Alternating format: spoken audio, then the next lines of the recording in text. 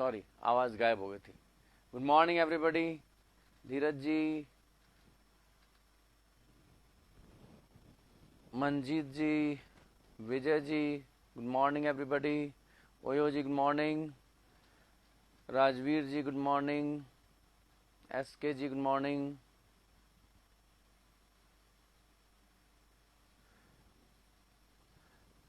विजय श्री जी अभी नहीं देख पाया हूं मैं, कारण ये है कि कल पूरा जो है ना टाइम मेरा बिजी रहा अस्पतालों में। एक हॉस्पिटल से दूसरे हॉस्पिटल कल पापा के टेस्ट बाहर काफ़ी ज़्यादा हुए थे, तो मैं बता दूंगा आपको, मुझे अब नॉलेज में है। इतनी बार जब रिमाइंड हो जाता है तो फिर। भूपेश जी, कृष्ण कुमार जी, गोविंद जी, गुड मॉर्निंग एवरीबॉडी। एनके जी गुड मॉर्निंग। लव कुश जी गुड मॉर्निंग। हो गया भाई स्टार्ट। बिश्नोई जी गुड मॉर्निंग। हाँ, मतलब मैं जैसे मेरे को फुर्सत मिलेगी वो मेरे दिमाग में है ना। ऋतिक जी गुड मॉर्निंग। चलिए भाई, अब देखिए यहां पर प्राचीन राजस्थान में जो हम पढ़ेंगे वो है प्लेसेस, अलग अलग जगह हैं। बागोर है, बालाथल है, ठीक है, कालीबंगा है। तो ये कहाँ है? पहली बात तो ये पहला इंपॉर्टेंट क्वेश्चन बनता है कि ये है कहाँ, कौन से प्रेजेंट डिस्ट्रिक्ट में ये सिचुएटेड है। दूसरा, ये किस एज से बिलोंग करते हैं। एज मीन्स किस काल से बिलोंग करते हैं, कौन सा पीरियड है इनका, कि ये पाषाण कालीन है, मीन स्टोन एज से हैं। स्टोन एज वो एज, वो स्टोन एज उसको कहेंगे हम, उस टाइम पीरियड को कहेंगे जहां पर जो मानव था उस समय का, वो पत्थर के औजार उपकरण यूज में लेता था, तो वो कहलाया स्टोन एज मैन। इसके बाद इन्होंने जो पहली मेटल खोजी अपने यूज के लिए वो थी कॉपर। तो जहां पर वो कॉपर का यूज करने लगा तो वो कॉपर एज कहलाई। जो कॉपर एज है या कॉपर पीरियड है उसको हम कैल्कोलिथिक भी बोल देते हैं। कैल्कोलिथिक का मतलब है, कैल्को तो हो गया आपका कॉपर के बारे में, और लिथिक मीन्स पाषाण, पत्थर। क्योंकि तांबा जो था वो इतनी मजबूत धातु नहीं है कि केवल उसी से काम चलता। जैसे लोहा है, लोहा एक मजबूत धातु है, उससे हम काम चला सकते हैं, लेकिन कॉपर इतना मजबूत नहीं है। तो कॉपर के साथ साथ स्टोन के इनके इक्विपमेंट्स भी चलते रहे, इसलिए ताम्र पाषाणिक काल कहा जाता है उसको। जब तांबा जो यूज में ले रहे हैं तो ताम्रयुगीन संस्कृति, या फिर हम कह सकते हैं कॉपर एज सिविलाइजेशन, हम उसको कह सकते हैं, ठीक है। आगे चलकर लोह युग हम उसको कहेंगे जब 900 ईसा पूर्व, 900 बीसी में लोहा खोज लिया गया और इन्होंने लोहे के उपकरणों का यूज में लेना शुरू कर दिया, तब वो हमारा कहलाया लोह युग, ठीक है जी। चलिए भाई,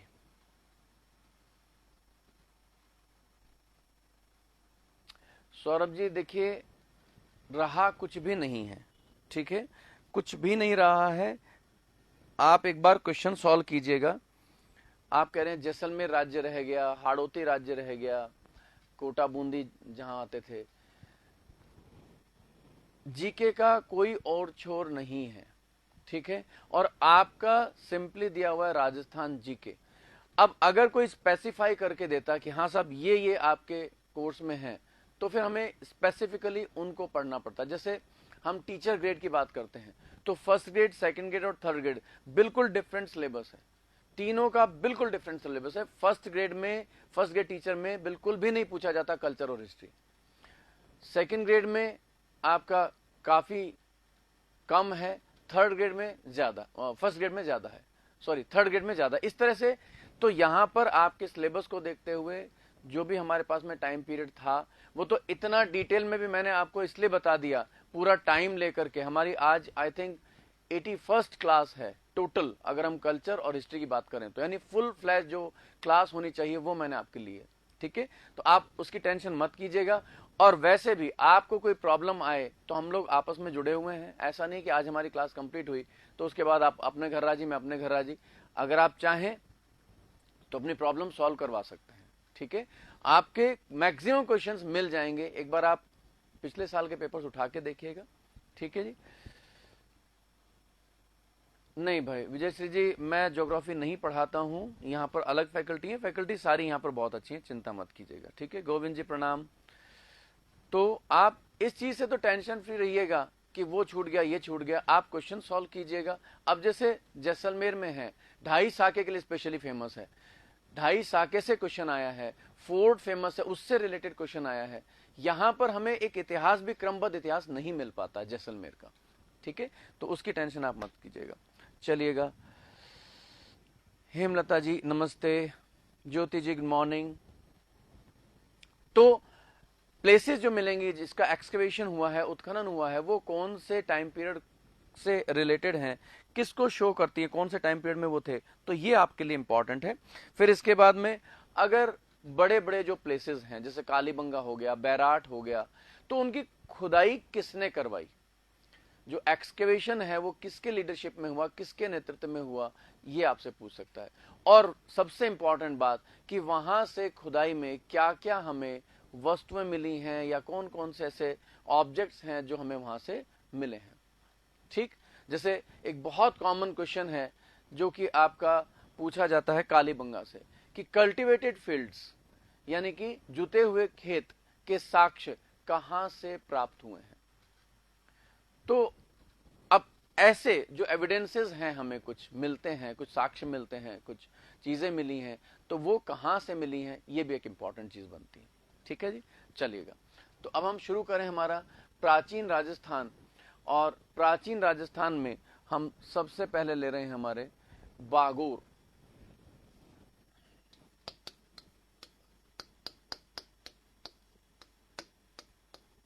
बागोर, अब देखिए ये बागोर सबसे पहले इंपॉर्टेंट जो क्वेश्चन बनेगा, ये कहां है। तो ये बागोर जो है ये भीलवाड़ा में है प्रेजेंटली, और कोठारी नदी के तट पर है, on the bank of Kothari river. तो लिखिएगा इसमें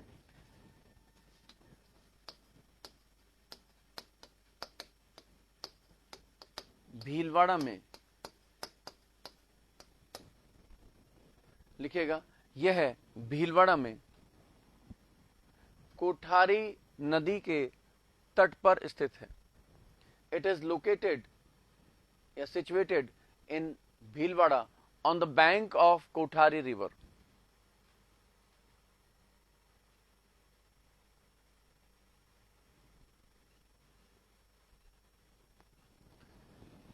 भीलवाड़ा में है, कोठारी नदी के तट पर है। अब ये दो इंपॉर्टेंट इसमें क्वेश्चन बन गए।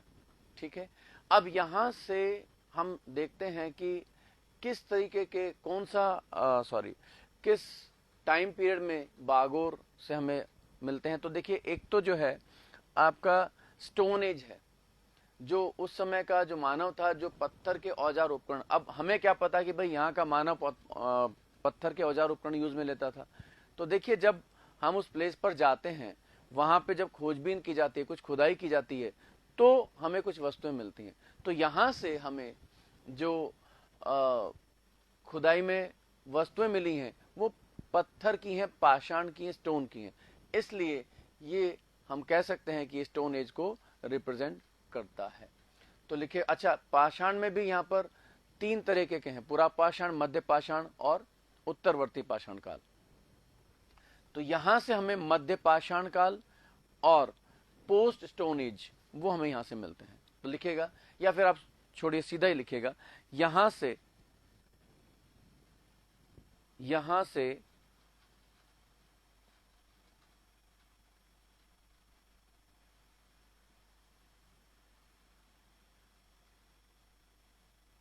हाँ बिल्कुल ये क्वेश्चन आता है। मैं बता रहा हूं ना आपको कि ये प्लेसेस जितनी भी हैं, तो ये सब जो है आपके इंपॉर्टेंट हैं।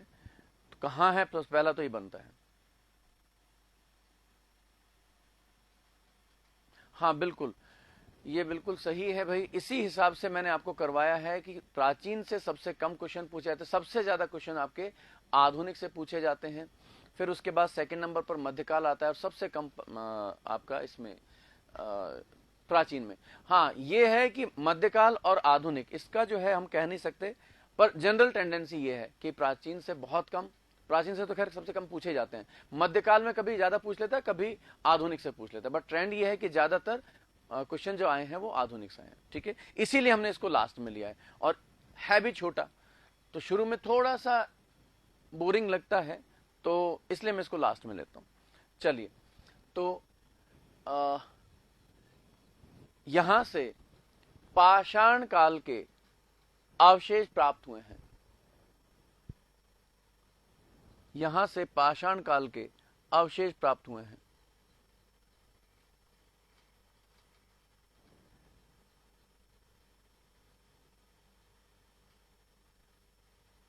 we found here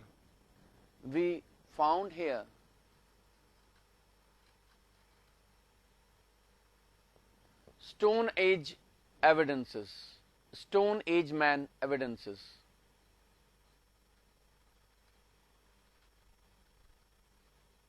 Stone Age man evidences.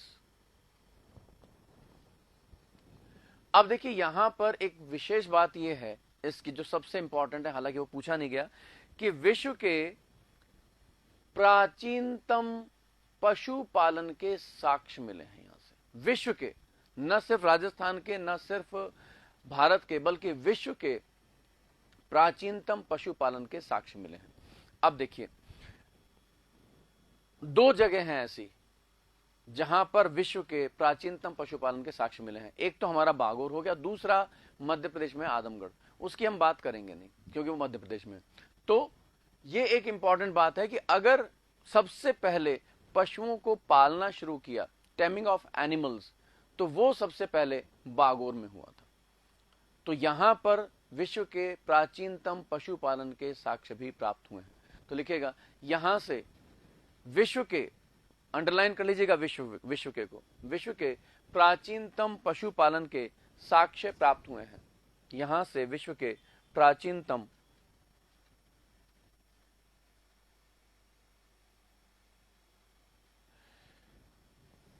देखिए, वो एज लिखने की जरूरत नहीं है, आप जहां पर यूज में आ रहा है वहीं पर ही लिख लीजिएगा। पहला आता है आपका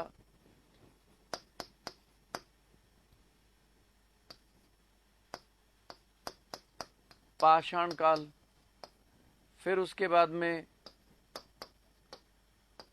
ताम्र पाषाण आता है, या ताम्र युग भी कह सकते हैं हम इसको, ठीक है। इसके बाद में फिर लोह युग,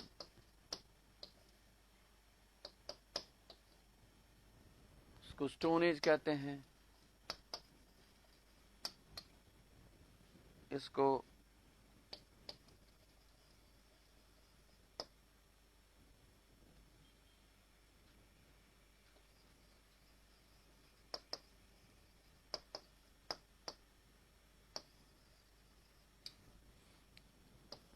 कैल्कोलिथिक एज कहते हैं, और इसको आयरन एज कहते हैं।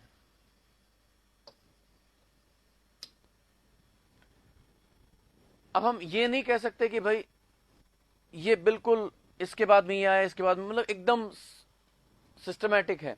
कई बार हम ऐसा देखते हैं कि यहाँ पे पाषाण काल है, फिर ताम्र युग आना चाहिए, लेकिन कई जगह ऐसी हैं जहां पर लोह युग आने के बावजूद भी पाषाण काल और ताम्र पाषाण काल ही चलते रहे। जैसे हम अंडमान और निकोबार की बात करें तो आज हम देखते हैं मानव जो है वो अत्याधुनिक है, लेकिन आप अंडमान और निकोबार जाएंगे तो वहां वो कटा हुआ है दूसरी दुनिया से, तो आपको वही प्रिमिटिव एज का मनुष्य वहां पर मिल जाएगा, जहां पर कोई किसी तरह की साइंटिफिकली इक्विपमेंट्स वगैरह नहीं है। तो पर एक टेक्निकली अगर हम देखें तो पहले पाषाण काल, फिर ताम्र पाषाण काल, फिर उसके बाद में आयरन एज, इस तरह से होता है। चलिएगा भाई, तो यहां से पशुपालन के प्राचीनतम साक्ष्य प्राप्त हुए हैं। The oldest evidences of taming of animal are found here. Oldest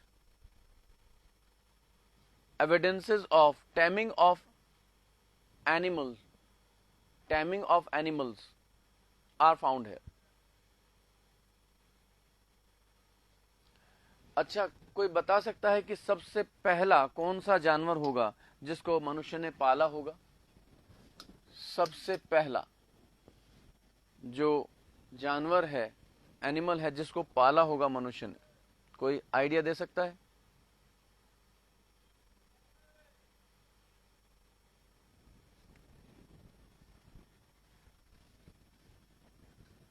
dog, cow, monkey, crow, goat, sheep, dinosaur. Ranjit जी जो है उनकी पहुंच बहुत दूर तक है। सबसे पहला जो पशु पाला गया वो था कुत्ता, डॉग।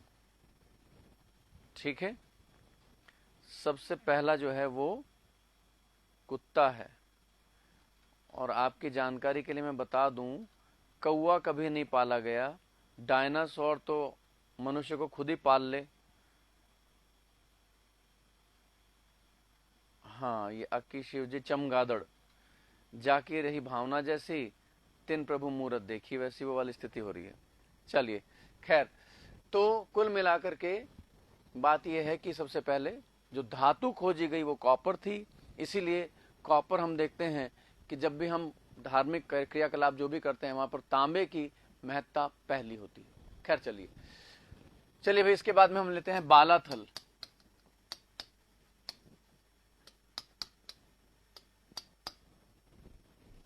बालाथल, अब देखिए जो बालाथल प्लेस है ये है उदयपुर में, और यहां से हमें,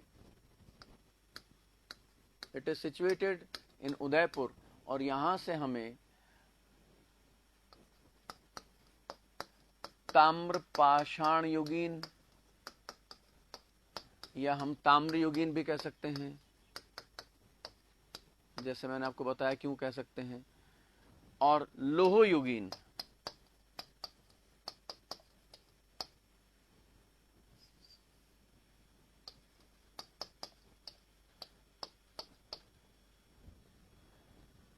कैल्कोलिथिक एज और copper age and iron age के हमें यहां से अवशेष प्राप्त हुए हैं खुदाई में। लिखिएगा यहां से ताम्रपाषाण युगीन अथवा ताम्र युगीन, कोई सा भी लिख लीजिएगा। वैसे ज्यादातर ताम्रपाषाण युगीन चलता है, और लोह युगीन अवशेष प्राप्त हुए हैं। एविडेंसेस ऑफ कैल्कोलिथिक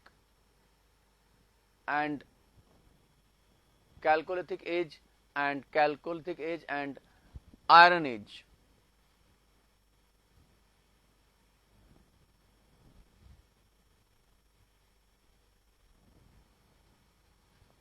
चलिए, यहां से ये अवशेष हमें प्राप्त हुए हैं। इसके बाद आप आइएगा सौंथी।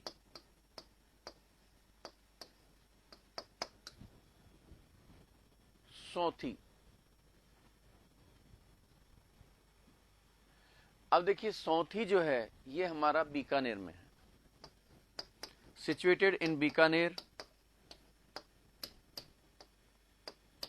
बीकानेर में स्थित है।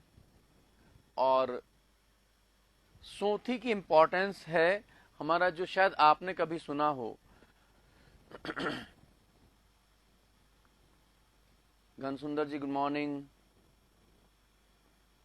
नहीं, कोई जरूरत नहीं है।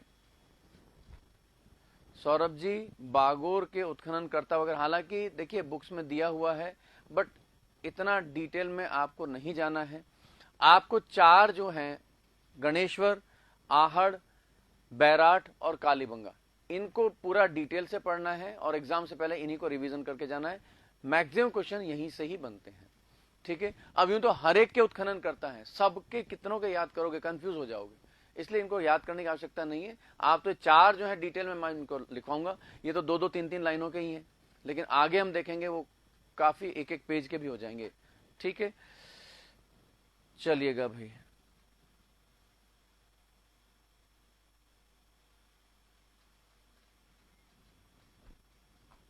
अगलेशा जी गुड मॉर्निंग।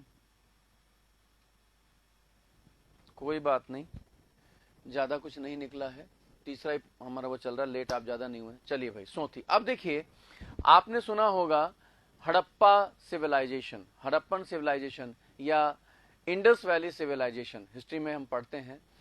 तो जो हड़प्पा सिविलाइजेशन जो है, हड़प्पा सभ्यता है, वो उत्पन्न कहां से हुई, उसका ओरिजिन कहां से है, क्या है, कहां से हड़प्पा सभ्यता के लोग बाग आए, उसके हमें दो व्यूज मिलते हैं। एक तो कहते हैं वो इंडिजिनस है, यानी कि यहीं से ही वो विकसित हुई है, और कुछ लोग कहते हैं कि वो बाहर से आए। जैसे वैदिक पीरियड जो है, वैदिक काल के लोग बाग जो थे वो बाहर से आए थे, ये कंफर्म है। वैदिक काल के लोग बाग यहाँ के लोग बाग नहीं थे, यहाँ के इनहेबिटेंट नहीं थे, वो कहीं बाहर से आए थे, ये कंफर्म है। लेकिन हड़प्पन सिविलाइजेशन के जो लोग बाग थे उसके बारे में दो व्यूज हैं। कोई कहता है बाहर से आए थे, कहां से आए थे, यहां से आए थे, वहां से आए थे। कोई कहता है नहीं साहब, यहीं से ही पैदा हुए हैं, यहीं की जो ग्रामीण संस्कृति थी, जो रूरल कल्चर थी, उसी से आपकी अर्बन जो सिविलाइजेशन है वो बनी। क्योंकि सिंधु घाटी सभ्यता एक शहरी सभ्यता थी, ठीक है।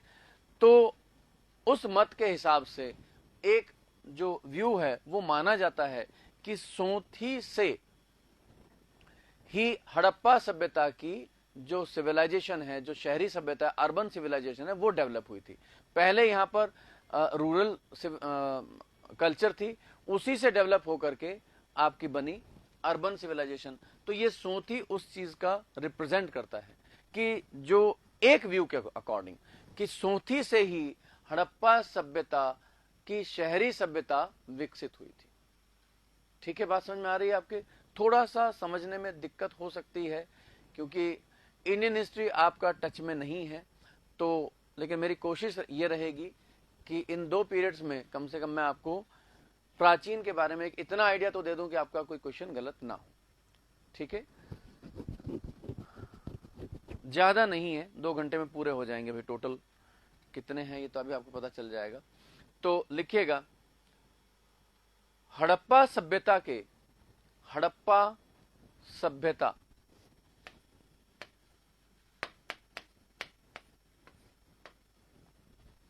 या इसको सिंधु घाटी सभ्यता भी बोल देते हैं, इंडस वैली सिविलाइजेशन।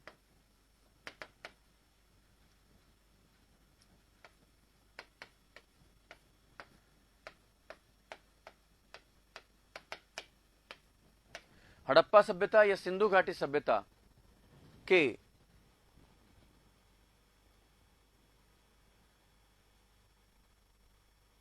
हड़प्पा सभ्यता या सिंधु घाटी सभ्यता के देशी उद्भव के एक मतानुसार, देशी उद्भव के एक मतानुसार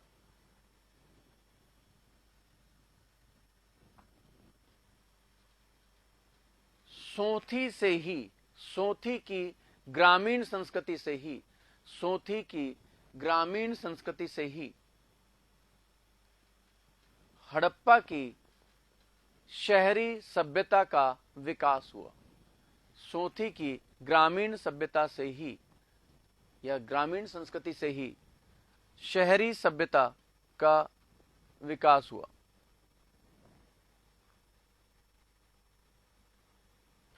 One of the indigenous origin theory, one of the indigenous origin theory of Harappan civilization,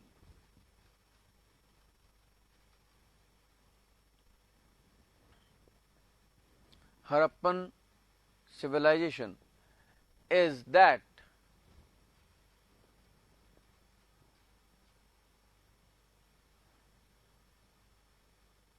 from Sothis, from Sothis, from Sothis,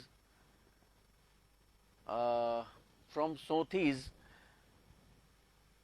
rural culture,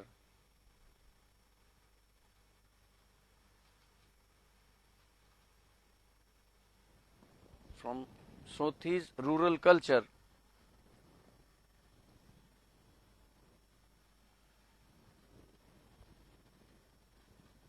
the urban civilization of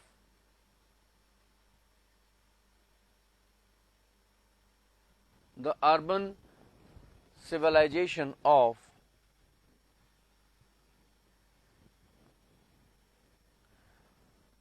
Harappan civilization was developed. Harappan civilization was developed. I repeat, one of the indigenous theory, one of the indigenous origin theory of Harappan civilization is that from Sothis rural culture, the urban civilization of Harappa, the urban civilization of Harappan civilization was developed. I think बात आपकी कुछ समझ में आई होगी कि ये क्या कहना चाह रहा है। ठीक है भाई, थोड़ा समझने में भी हो सकता है थोड़ी दिक्कत आए, बट जैसी भी कंडीशन है उसी के अकॉर्डिंग हमें चलना पड़ेगा।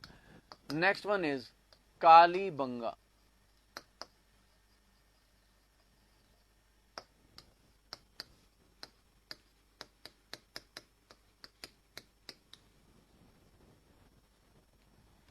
अब देखिए, काली बंगा ये दो वर्ड से मिलके बना है, काली एंड बंगन। तो काली मीन तो ब्लैक एंड बंगन मीन्स बैंगल्स, चूड़ियां।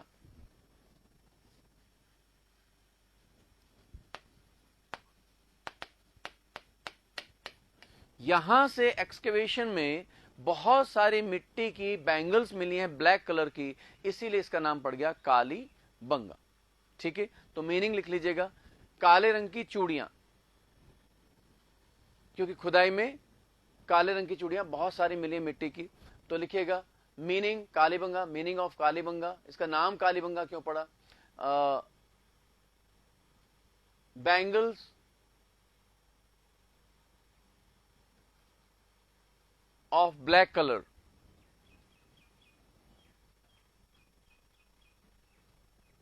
अब ये है कहां? तो देखिए, ये प्रेजेंटली हनुमानगढ़ में है, सिचुएटेड एट हनुमानगढ़, और दो नदियों के पास में था ये। उस समय की सरस्वती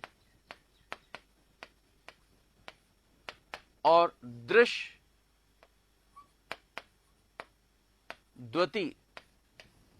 नदियों के किनारे था। प्रेजेंटली हम देखते हैं ये घग्गर नदी के तट पर है। ये सरस्वती और दृष्टद्वती ये हो चुके खत्म। आज आपको सरस्वती नदी विलुप्त हो चुकी है, दृष्टद्वती विलुप्त हो चुकी है। लेकिन जब ये सभ्यता थी यहाँ पर, उस समय इन नदियों के संगम पर था, और जहां पर सरस्वती और दृष्टद्वती नदियां बहती थी, आजकल घग्गर नदी बहती है वहां से। ठीक है, तो लिखिएगा उस समय की सरस्वती और दृष्टद्वती नदियों के किनारे, उस समय की सरस्वती और दृष्टद्वती नदियों के किनारे,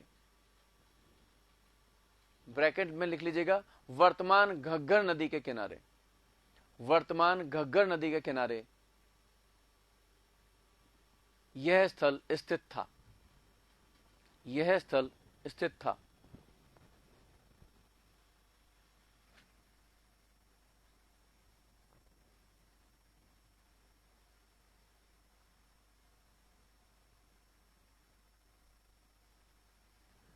नहीं कृष्ण कुमार जी, मैं बता रहा हूं आपको। देखिए, अब देखिए, हाँ, इसमें इंग्लिश में लिख लीजिएगा, it was situated in Hanumangarh on the bank of Saraswati and Drishdwati rivers at that time. Saraswati and Drashtvati rivers at that time, presently on the bank of Ghaggar river, presently on the bank of Ghaggar river, presently on the bank of Ghaggar river.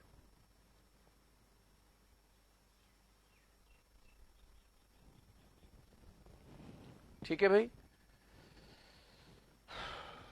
अब देखिए इसको सबसे पहले खोजा किसने, तो 1952 में it was discovered bye Amalanand Ghosh कि यहां पर कालीबंगा कभी हुआ करता था, उसके जो रेजिडुअल्स हैं, उसके जो अवशेष हैं, वो जो मिले हैं, वो सबसे पहले खोजा था अमलानंद घोष ने। तो इन 1952 it was discovered bye Amalanand Ghosh. 1952 में अमलानंद घोष ने इसकी खोज की। लिखते चलिए फटाफट से। और फिर आगे चलकर हम देखते हैं जो खुदाई की एक्सकवेशन हुआ है वो हुआ है बीबी लाल एंड बी के थापर। बहुत इंपॉर्टेंट है, ये दोनों क्वेश्चन पूछे गए हैं भाई, खुदाई से रिलेटेड और खोज से रिलेटेड।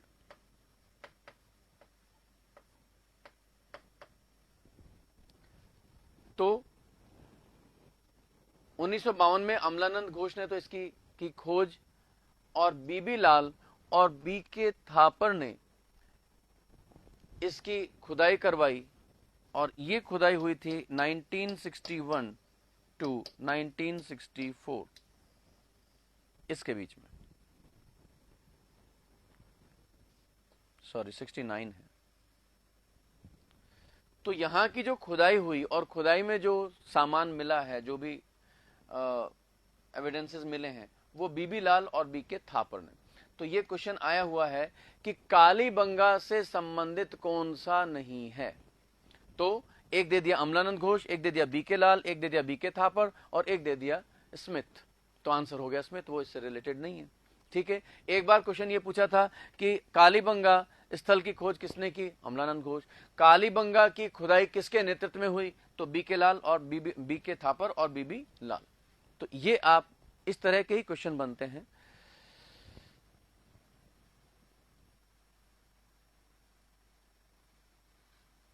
ओके चलिए, हेमलता जी वहीं रहती हैं, तो इसका मतलब है इन्होंने तो जरूर देखा होगा, अच्छी बात है। तो ये हो गया। एंड लिखिएगा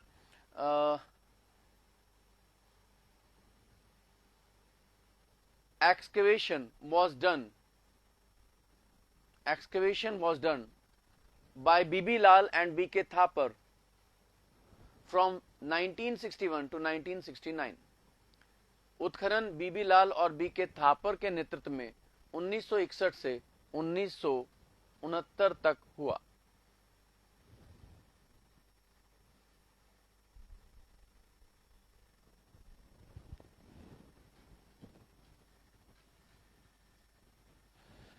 फुल नेम ब्रजबासी लाल और ब्रज किशोर थापर।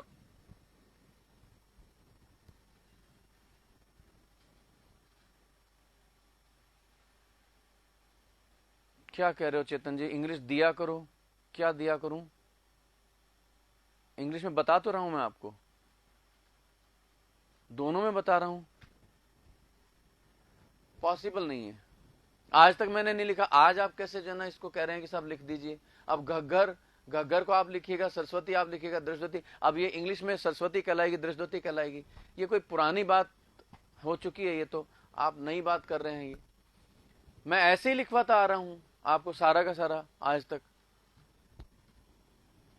आज 2 पीरियड हैं हमारे पास में, तो इसलिए भाई मेरे लिए पॉसिबल नहीं है कि मैं इंग्लिश और हिंदी दोनों में लिखूं। जहां पर मेरे लिए हो सकता है वहां मैं लिख रहा हूं। चलिए खैर, तो अब देखिए ये कालीबंगा जो है एक साइट है, एक स्थल है। हम कह देते हैं कालीबंगा सभ्यता, लेकिन कालीबंगा अपने आप को कोई सिविलाइजेशन नहीं थी। कालीबंगा हड़प्पन सिविलाइजेशन का एक पार्ट था। देखिए जो हड़प्पन सिविलाइजेशन है, जो खुदाई में दब गई, जो कभी दब गई भूमि में और बाद में अब उसकी खुदाई की जा रही है, तो हम देखते हैं कि जैसे ये मान लीजिए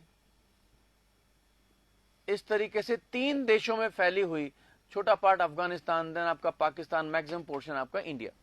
तो यहां पर हम देखते हैं कि अलग अलग साइट्स हैं, जैसे आपका मोहनजोदाड़ो, ये आपका पाकिस्तान में है, हड़प्पा ये पाकिस्तान में है, ठीक है, चन्हूदड़ो ये पाकिस्तान में है, आपका कालीबंगा ये भारत में है, ठीक है, धोलावीरा गुजरात में है।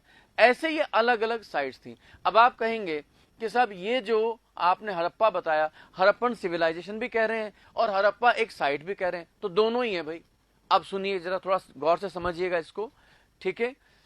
तो अब ये कोई सभ्यता खोजी गई। अब आप सोच रहे होंगे खोजते कैसे हैं।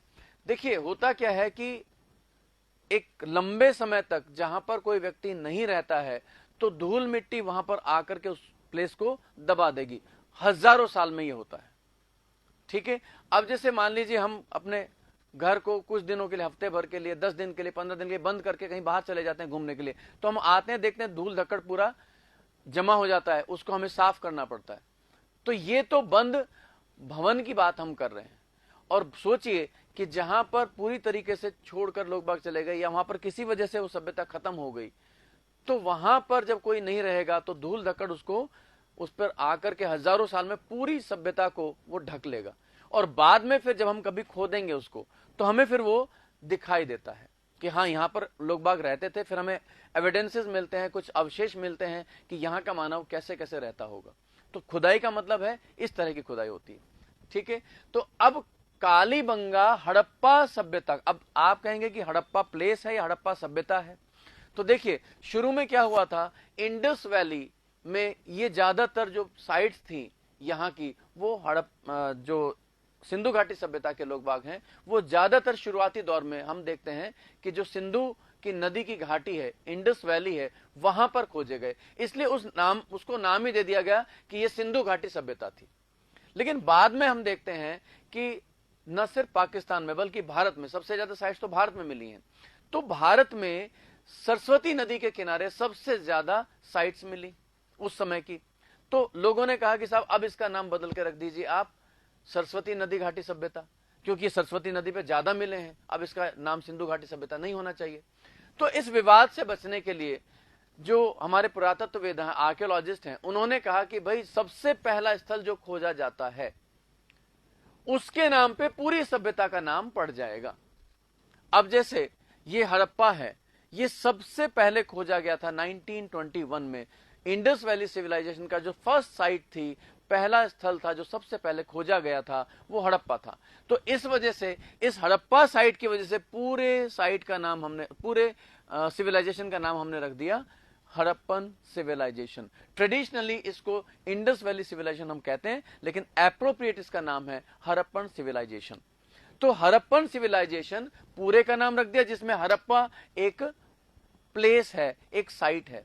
अब इसी तरह की जैसे हड़प्पा साइट है, मोहनजोदड़ो एक साइट है, ऐसे ही कालीबंगा राजस्थान में हनुमानगढ़ जिले में स्थित है, जो पार्ट था इंडस वैली सिविलाइजेशन और हड़प्पन सिविलाइजेशन का।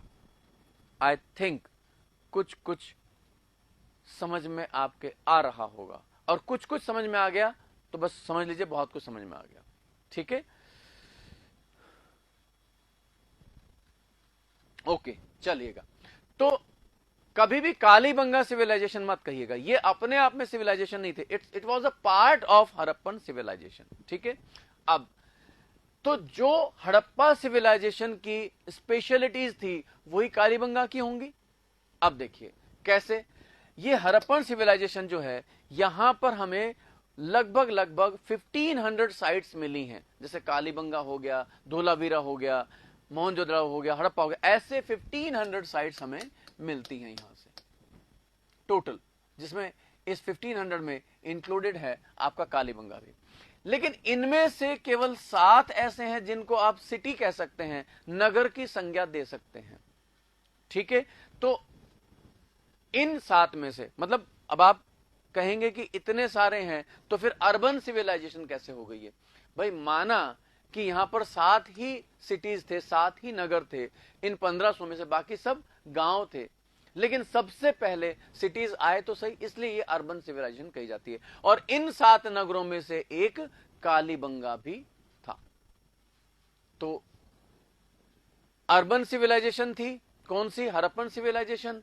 तो कालीबंगा भी किसको रिप्रेजेंट करता है? अर्बन सिविलाइजेशन के पार्ट को रिप्रेजेंट करता है, क्योंकि ये खुद एक शहर था, सिटी था, 7 सिटियों में से एक हड़प्पन सिविलाइजेशन का। ठीक है, एक बात। दूसरी बात, चलिए पहले इसको लिख लीजिएगा, नहीं तो होच पोच हो जाएगा सब। पहले लिख लीजिएगा, यह हड़प्पा सभ्यता के, यह हड़प्पा सभ्यता के 7 नगरों में से एक नगर था। यह हड़प्पा सभ्यता के 7 नगरों में से एक नगर था।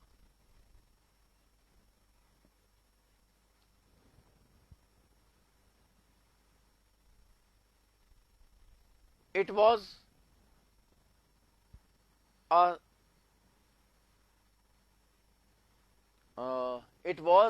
town of Harappan civilization. It was a town of Harappan civilization.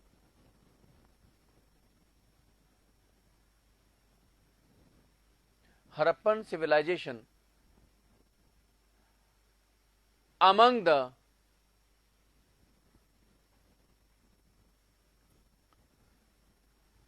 among the 7 towns. It was a town of Harappan civilization among the 7 towns. 7 नगरों में से एक नगर था। तो ब्रैकेट में आप लिख लीजिएगा अर्बन सिविलाइजेशन। अर्बन सिविलाइजेशन, शहरी सभ्यता, यानी ये रिप्रेजेंट करता है शहरी सभ्यता को। यानी शहरी सभ्यता जो थी अर्बन सिविलाइजेशन, हड़प्पन सिविलाइजेशन की, उसका एक पार्ट था। ठीक है। दूसरी बात, जो हड़प्पन सिविलाइजेशन है वो ब्रॉन्ज एज को रिप्रेजेंट करता है, कांस्य युग को रिप्रेजेंट करता है।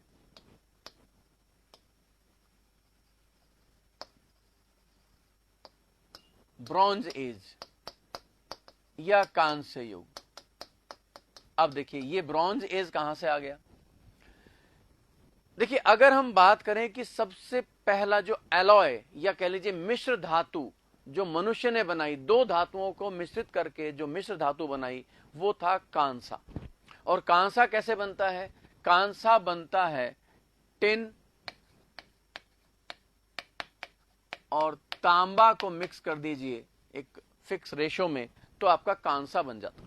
आपने शायद देखा होगा कांसा, तो ऐसा ही लगता है जैसे पीतल का सा हो, हल्का सा रेडनेस होती है। मंदिर के घंटे वगैरह जो हैं वो भी आपके कांसे के बनते हैं। आपके बर्तन वगैरह पहले बहुत यूज में लिए जाते थे, कांसे के बनते हैं। तो ये ब्रॉन्ज एज सिविलाइजेशन कहलाती है, हड़प्पन सिविलाइजेशन, और उसी सिविलाइजेशन को रिप्रेजेंट करता है कालीबंगा। सबसे पहले अगर किसी मनुष्य ने कांसे का निर्माण किया तो वो हड़प्पन सिविलाइजेशन के ही व्यक्ति थे। यानी उन्होंने टिन और तांबे को मिलाकर कांसा बनाया, इसीलिए ये एज कहलाता है ब्रॉन्ज एज। ठीक है भाई, सोमेंद्र जी राधे राधे। हाँ, कांसे की थाली, कटोरी, ग्लास सब बनते थे। ठीक है भाई, तो ब्रॉन्ज एज को रिप्रेजेंट। अब देखिए क्वेश्चन क्या बनेगा कि कालीबंगा किसे शो करता है, किसको रिप्रेजेंट करता है? तो पहली बात है आपकी ब्रॉन्ज एज को रिप्रेजेंट करता है, दूसरा अर्बन सिविलाइजेशन को रिप्रेजेंट करता है। तो ऐसे ही क्वेश्चंस बनते हैं इसमें। ठीक है, तो लिखेगा यह कांस्य युगीन सभ्यता को प्रदर्शित करता है। It represents Bronze Age civilization. It represents Bronze Age civilization.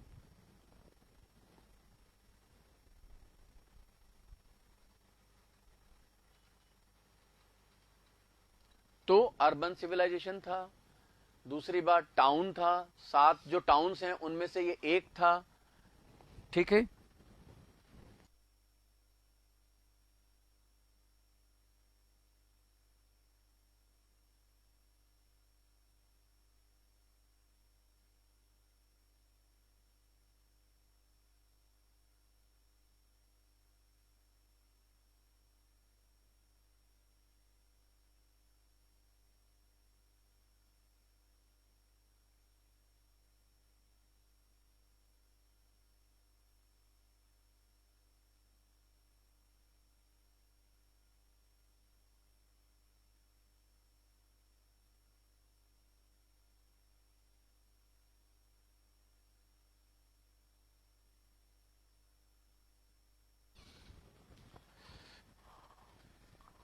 हाँ जी। चलिए, तो कालीबंगा जो है वो कांस्य युग को प्रदर्शित करता है, ब्रॉन्ज एज को रिप्रेजेंट करता है, क्योंकि उस एज में ब्रॉन्ज का यूज भी किया जाता था। ठीक है, हालांकि कांसे के ज्यादा उपकरण, औजार उपकरण हमें नहीं मिले हैं, लेकिन फिर भी सबसे पहले इन्होंने ही इन्होंने ही इसकी खोज की थी। तो यह it represents bronze age civilization, यह कांस्य युग युगीन सभ्यता को प्रदर्शित करता है। ठीक है भाई, यहां तक कोई दिक्कत हो तो बताइए फटाफट से। अब यहां पर हम देखते हैं कि खुदाई में, एक्सकेवेशन में हमें क्या क्या कुछ मिला है। तो अब खुदाई में प्राप्त वस्तुएं,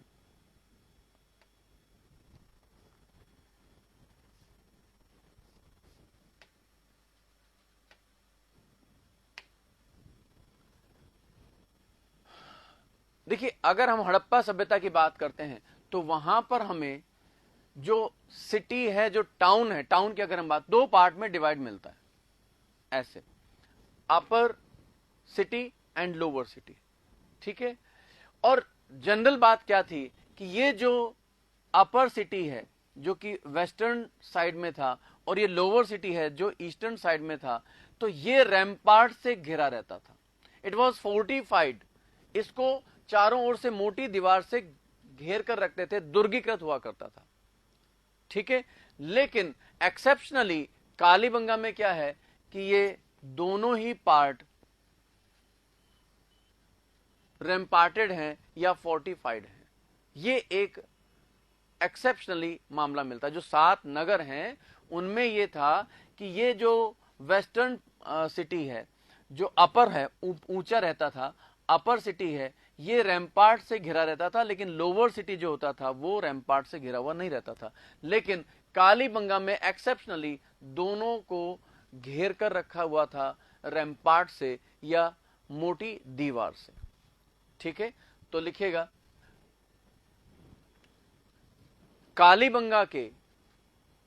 कालीबंगा में शहर के दोनों भाग, पूर्वी व पश्चिमी, पूर्वी व पश्चिमी दुर्गीकृत, अपवाद स्वरूप दुर्गीकृत हैं, अपवाद स्वरूप दुर्गीकृत हैं।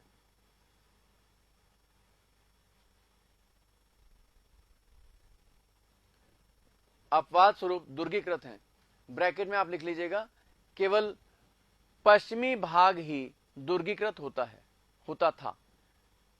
अन्य जो शहर थे 6 के 6, उनमें केवल पश्चिमी पार्ट ही था। हाँ, धोलावीरा एक है जो 3 पार्ट में डिवाइड था, लेकिन वो एक्सेप्शनली था।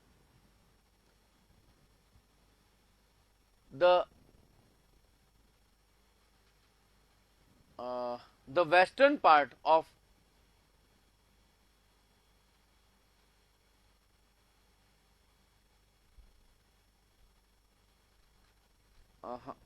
रुकिए रुकिए भाई, एक मिनट। एक्सेप्शनली यूं लिखेगा, exceptionally both the parts, both parts, western and eastern, both parts, western and eastern, bracket में लिखा western and eastern of this town are fortified, are fortified या are covered with a rampart, कुछ भी लिख सकते हैं आप, फोर्टिफाइड और covered with rampart.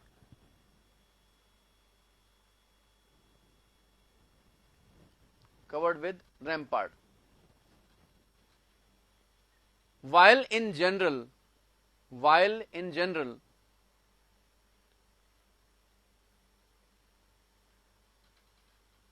only western part is fortified in other towns,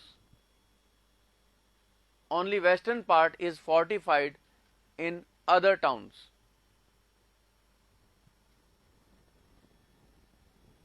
ठीक है भाई, तो ये एक विशेष बात हुई एक्सेप्शनली हमें जो यहां पर मिलती है। ठीक है, अब एक बहुत इंपॉर्टेंट क्वेश्चन जो बनने की पूरी पूरी संभावना और सबसे ज्यादा प्राचीन राजस्थान में से पूछा गया है कि यहां से जुते हुए खेत के साक्ष्य मिले हैं। ये विश्व के प्राचीनतम जुते हुए खेत के साक्ष्य हैं। जुते हुए खेत के साक्ष्य का मतलब क्या होता है, आप जब हल चलाते हैं खेत में तो आपको ग्रूव्स एंड फरोज नजर आते हैं, वहां पे नालियां नालियां सी बनी हुई नजर आती हैं, वो होता है जुते हुए खेत। तो जुते हुए खेत के प्राचीनतम oldest evidences of cultivated fields are found here. तो लिखेगा यहां से विश्व के प्राचीनतम जुते हुए खेत के साक्ष्य भी प्राप्त हुए हैं। यहां से विश्व के प्राचीनतम जुते हुए खेत के साक्ष्य भी प्राप्त हुए हैं।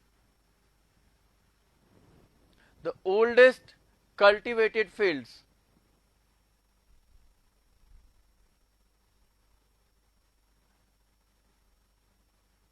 are found here।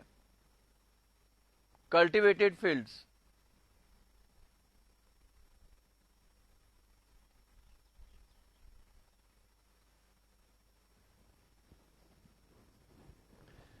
अब देखिए यहां पर जो ईंटों का यूज किया जाता था, ब्रिक्स, वो प्लेन थी, उन पर कुछ लिखा हुआ नहीं होता था, कोई डिजाइन नहीं मिलता था। लेकिन एक्सेप्शनली यहां पर हम देखते हैं कि कुछ ईंटें मिली हैं जिन पर कुछ डिजाइन्स बने हुए हैं। ठीक है, तो डिजाइन्ड ब्रिक्स जो हैं केवल पूरी हड़प्पा सभ्यता में एक्सेप्शनली कालीबंगा से ही मिली हैं। ठीक, इसके अलावा लकड़ी की नाली जो वुडन ड्रेन है वो भी यहीं से हमको मिल रही है, साक्ष्य मिले उसके एविडेंसेस। अब लकड़ी की नाली का मतलब क्या हुआ, ऐसा नहीं कि नाली है उसमें लकड़ी की लेयर लगा दी है। आपने देखा होगा कि जो हमारे गांव हैं पहले, आजकल तो पाइप्स आ गई हैं प्लास्टिक वाली, छत का पानी निकालने के लिए आजकल जिस तरह की पाइप्स लगी होती हैं इस तरीके से, पहले क्या होता था कि जैसे मान लीजिए आपका पीपा है, जो पीपा टिन का जो बना होता है, उसको जैसे काट लिया, उसको फैला दिया और फिर दोनों तरफ से मोड़ दिया ऐसे और लगा दिया, और फिर वो पानी जो है ना वो दीवारों में नहीं मरता था, आगे जाता था, आगे जाकर गिरता था। जैसे आप एक पाइप लगा देते हैं, इस तरीके से लगा दें पाइप, तो यहां से छत का जो पानी होगा वो दूर जाकर गिरेगा।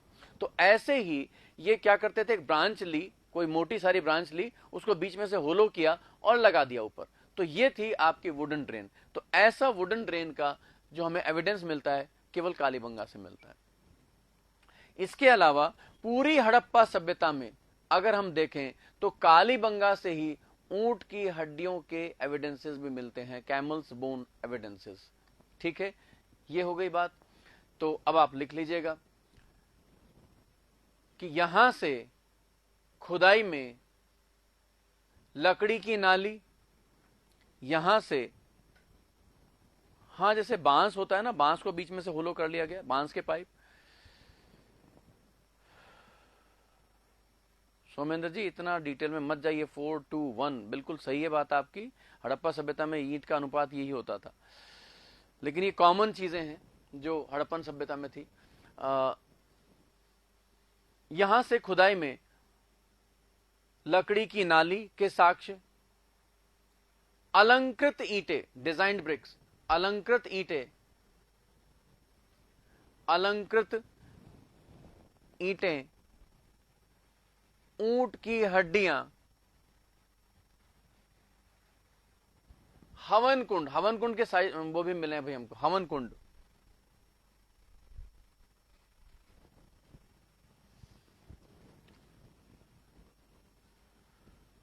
हवन कुंड, आक्रामक सांड की मूर्ति।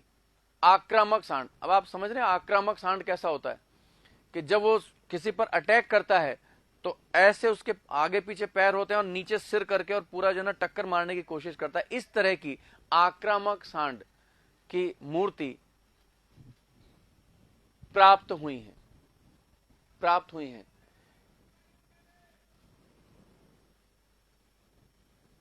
तो इसको इंग्लिश में अब लिख लीजिएगा कि wooden drainage, wooden drain, wooden drain, designed bricks, wooden drain, designed bricks, हवन कुंड। अब हवन कुंड को इंग्लिश में भाई मुझे कोई वो मिला नहीं, हवन कुंड को हवन कुंड ही कहेंगे। हवन कुंड, wooden drained, designed brick, camels bone, camels bone, the idol of aggressive bull, the idol of aggressive bull,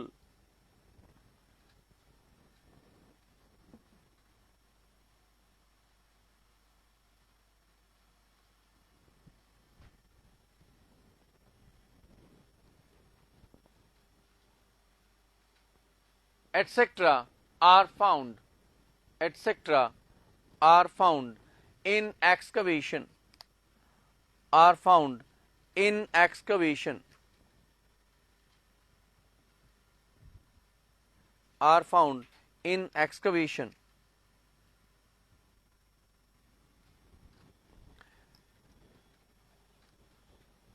अब देखिए अगर हम बात करें तो यहां के लोग बाग अपने शवों को दफनाते थे, दे बरी देयर डेड बॉडीज। तो डेड बॉडीज में भी कुछ हमें विशिष्टताएं दिखाई दे रही हैं। यहां पर एक बच्चे की खोपड़ी मिली हमें खुदाई में, तो उसमें कुछ छेद हुए हैं। अब छेद तो जो है कैसे भी हो सकते हैं, हो सकता है कहीं चोट लग गई हो, कोई चीज लग गई तो, लेकिन बाकायदा किए गए हैं वो छेद इसमें खोपड़ी में। तो वो जो छेद हैं बिल्कुल मतलब सिस्टमैटिक हैं, जैसे अपन छेद करते हैं इस तरह के हैं वो। तो ये जो छेद किए गए हैं ये माना गया है ये इंटेंशनली किए गए ताकि उसमें अंदर कोई सर्जरी वगैरह की जा सके, ऐसा अनुमान लगाया गया है। तो ये छेद बताते हैं कि यहां पर शल्य चिकित्सा भी की जाती थी, ऑपरेशन भी किया जाता था, तो जो कि विश्व का प्राचीनतम ऑपरेशन माना जाता है।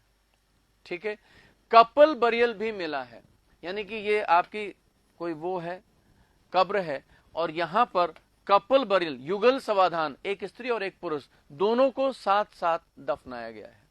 तो ये भी एविडेंस हमको यहां पर मिलता है। ठीक है, तो लिखिएगा कपल बरियल, कपल बरियल, युगल शवाधान, एविडेंसेस, कपल बरियल, युगल शवाधान,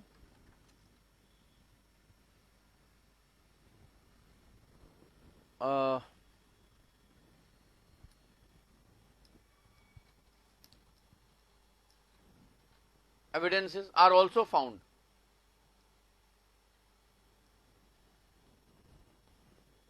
एक बच्चे की खोपड़ी में, एक बच्चे की खोपड़ी में,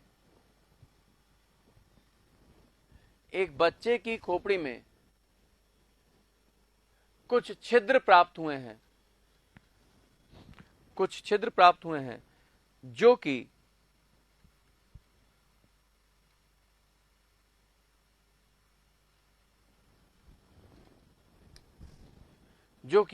विश्व के प्राचीनतम शल्य चिकित्सा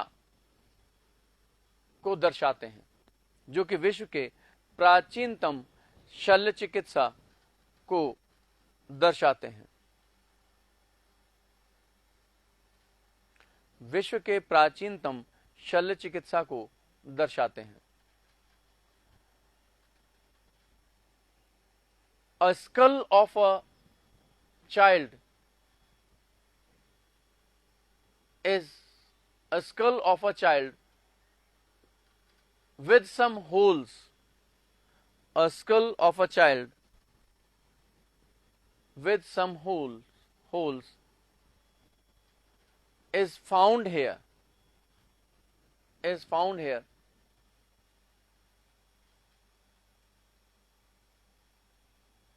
it shows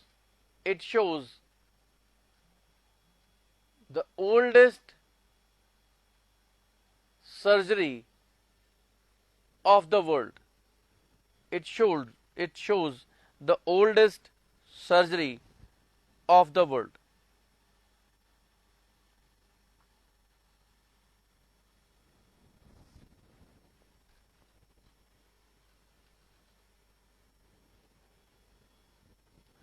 अब देखिए यहां पर हड़प्पा सभ्यता में अगर हम देखें, इन जनरल जो बॉडी बरी की जाती थी वो इस डायरेक्शन में की जाती थी, मींस नॉर्थ साउथ डायरेक्शन में, नॉर्थ में हेड और साउथ में लेग्स। लेकिन एक्सेप्शनली यहां पर साउथ नॉर्थ डायरेक्शन में भी एक डेड बॉडी हमें मिली है। ठीक है, तो लिखिएगा सामान्य शवाधान उत्तर दक्षिण के साथ, सामान्य शवाधान जो होता था उत्तर में सिर और दक्षिण में पैर, सामान्य शवाधान उत्तर दक्षिण के साथ साथ अपवाद स्वरूप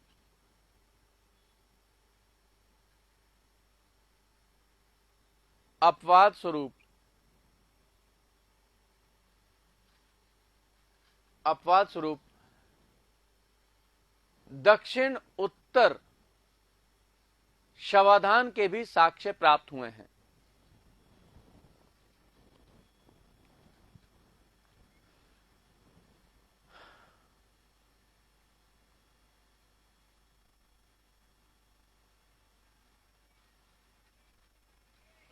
चेतन जी 6 साल का बच्चा नहीं है, ये उसकी खोपड़ी में 6 छेद मिले हैं। ऐसा नहीं कि 6 साल का बच्चा है उसकी खोपड़ी में 6 छेद मिले हैं। खैर चलिए, छेदों की संख्या कोई पूछेगा नहीं आपसे, तो लिखेगा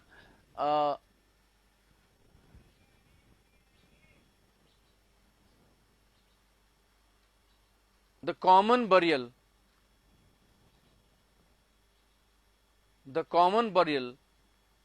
was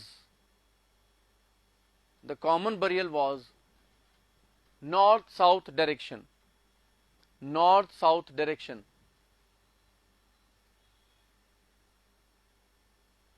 but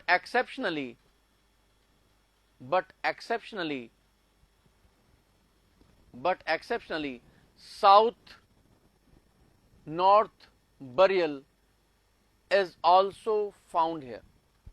South north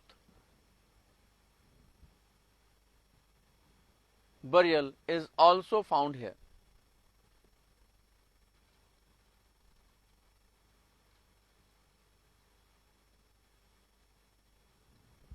अब देखिए अगर हम स्क्रिप्ट की बात करते हैं तो यहां पर हमें जो स्क्रिप्ट मिली है वो पिक्टोग्राफिक है, चित्राक्षर है, चित्रों के माध्यम से है। जैसे मान लीजिए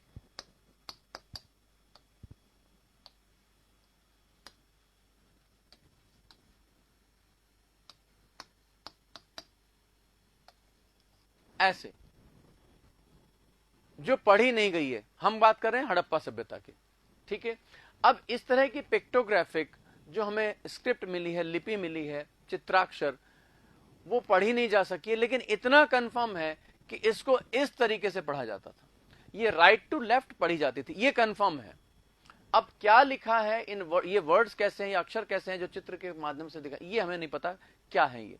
ठीक है, तो ये जो पिक्टोग्राफिक लिपि है, लेकिन यहां पर हमें, कहां पर, कालीबंगा में स्पेशली एक बूस्ट्रोफेडन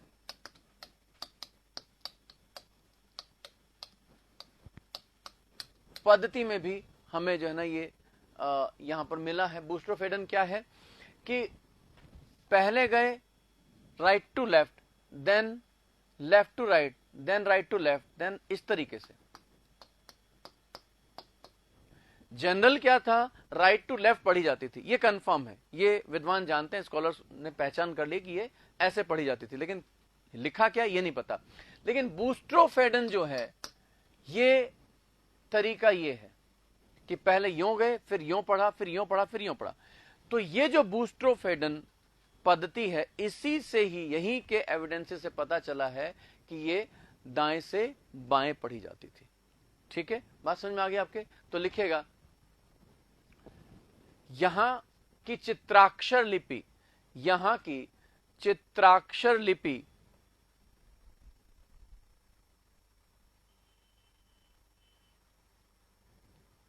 दाएं से बाएं पढ़ी जाती थी।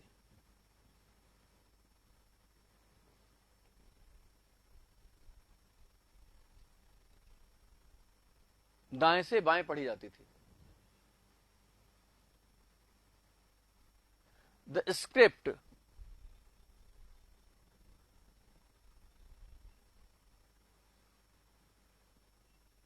was read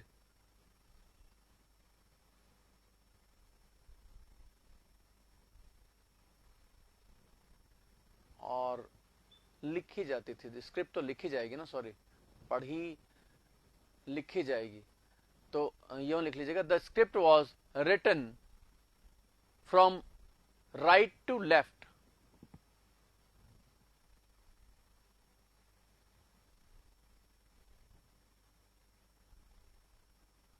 and one Boustrophaedon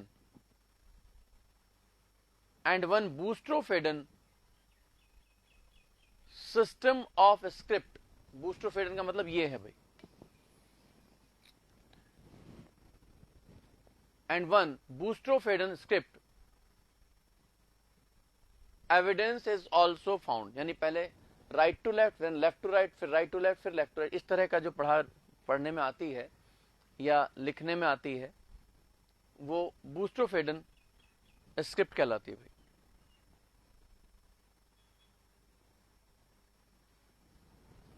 ठीक है,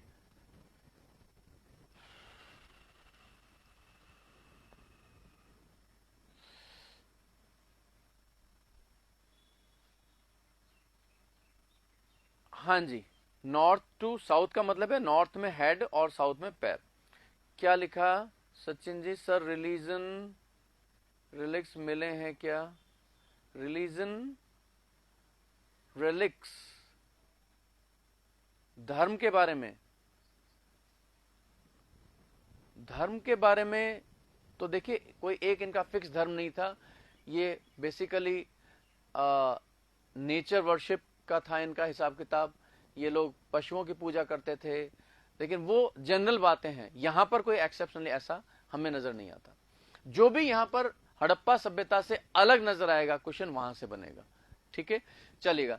अब देखिए ये जो हड़प्पा सभ्यता का ये जो प्लेस है कालीबंगा, ये नष्ट कैसे हुआ? तो माना जाता है कि भूकंप, अर्थक्वेक के कारण यहां पर ये नष्ट हुआ था, और यहां पर विश्व के प्राचीनतम भूकंप के साक्ष्य भी मिलते हैं। लिखेगा यहां से भूकंप के प्राचीनतम साक्ष्य प्राप्त हुए हैं। देखिए बलि देने की जानकारी मिली है, लेकिन ये कॉमन है सब में ही। यहां पर जो हवन कुंड मिले हैं वहां पर पशुओं की कुछ हड्डियां मिली हैं, तो ये माना गया, उससे अनुमान लगाया गया कि शायद पशु बलि यहां पर दी जाती थी, वरना हवन कुंड में पशुओं की हड्डियां कहां से आई? ठीक है भाई, वीडियो सभी का रुक रहा है क्या? नहीं रुक रहा भाई, चलिए आप अपना चेक कीजिएगा नेट को थोड़ा सा, चलेगा। लिखेगा यहां से भूकंप के प्राचीनतम साक्ष्य प्राप्त हुए हैं, जिससे यह स्थल नष्ट हुआ, जिससे यह स्थल नष्ट हुआ।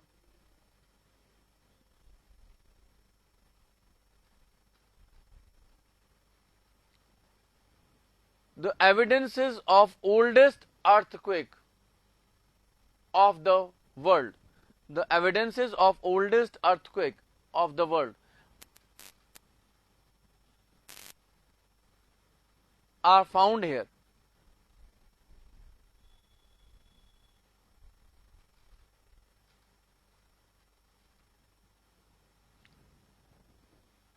this has been assumed as the reason, this has been assumed as the reason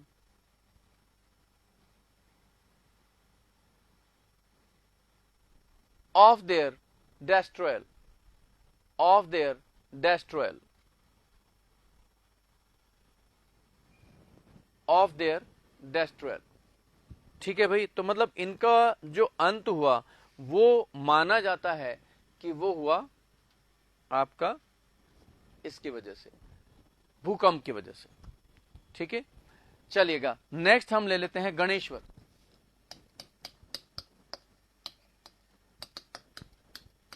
थोड़ा स्पीड से लीजिए भाई, हमारे पास सिर्फ 45 मिनट बचे हुए हैं।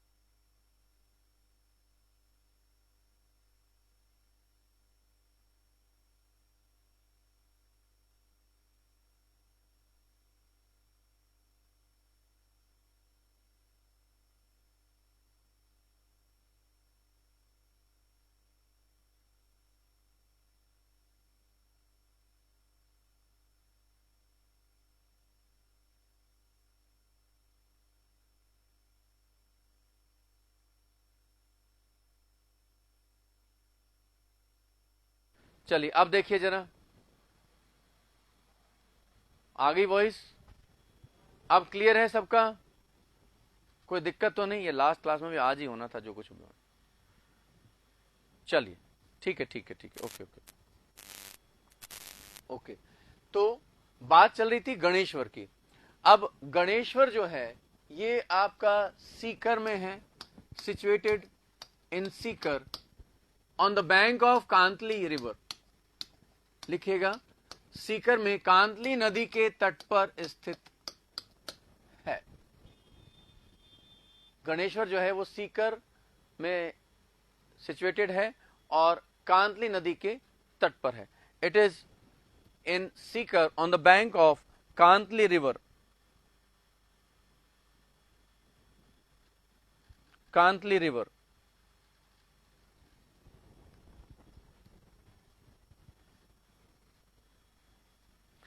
अर्थ, अच्छा ठीक है, भूकंप वाली line.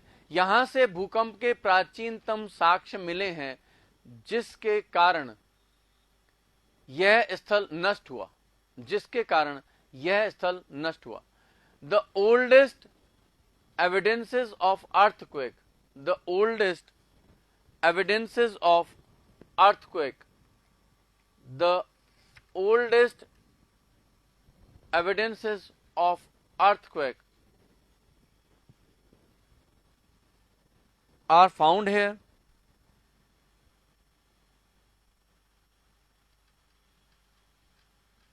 This has been assumed as a reason of their destruyal.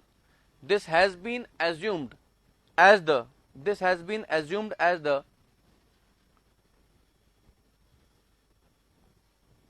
this has been assumed as the reason of their, as the reason of their destruyal.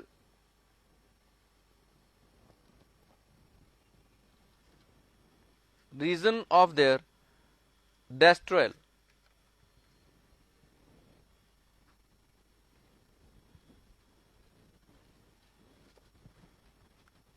ठीक है भाई? भाई मुझे नहीं पता ज्योग्राफी का, आप एक बार निम्बस से पता कीजिएगा, मुझे आइडिया नहीं है, because I am not a part of management. मेरा आज कंप्लीट हो जाएगा और आपका ज्योग्राफी इसके बाद शुरू हो जाएगा। मोस्ट प्रोबेबली हो सकता है कल से शुरू हो जाए, बट मुझे आइडिया नहीं है। अब देखिए 1977-78 में इसकी जो खुदाई करवाई गई थी वो आरसी अग्रवाल, रतन चंद्र अग्रवाल और विजय कुमार के नेतृत्व में हुई थी। तो लिखेगा खुदाई, शॉर्ट में लिखेगा खुदाई 1977-78 में आरसी अग्रवाल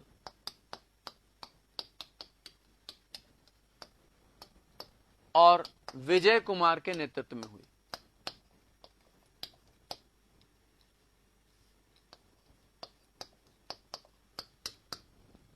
आरसी अग्रवाल और विजय कुमार के नेतृत्व में 1977-78 में खुदाई हुई।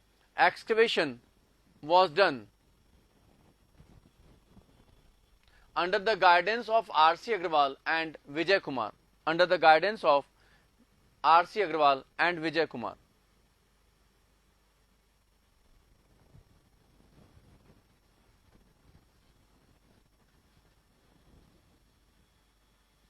अब भी अटक रहा है क्या भाई?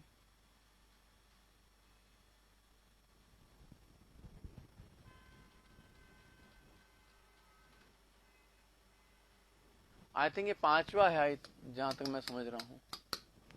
Ganeshwar 5th still, 5th site है।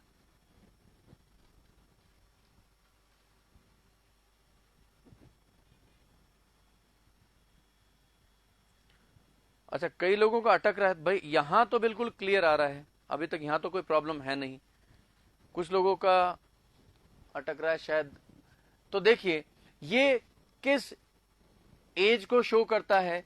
यहां पर ताम्रयुगीन संस्कृति थी, ठीक है। हम कह सकते हैं कैल्कोलिथिक या फिर कॉपर एज को शो करता है। और ये भारत में सबसे पुरानी ताम्रयुगीन संस्कृति को प्रदर्शित करता है। Oldest copper age site of India. यानी अगर कहीं तांबे की सबसे पहले शुरुआत हुई है तो वो यहीं से हुई है। यानी कि ये ताम्रयुगीन संस्कृति की जननी है भारत में। ये ताम्रयुगीन को प्रदर्शित करता है और भारत में सबसे पुरानी ताम्रयुगीन संस्कृति मानी जाती है गणेश्वर। क्लियर है चीज भाई? समझ में आ गई भाई? लो भाई रिफ्रेश कर देते हैं, ये लीजिएगा।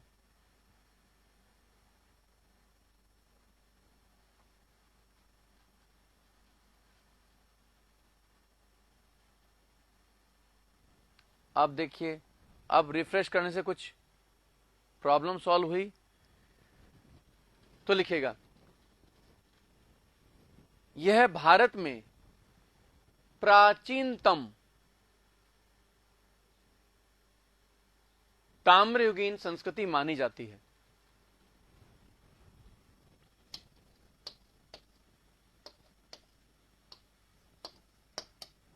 यह भारत में प्राचीनतम ताम्रयुगीन संस्कृति मानी जाती है जो कि 2800 ईसा पूर्व में थी। टाइम जो है इसका 2800 बीसी में थी। It is the oldest, it is considered as the oldest copper age site of India. It is considered as the oldest copper age site of India, which period is 2800 BC, before Christ, BC, not AD,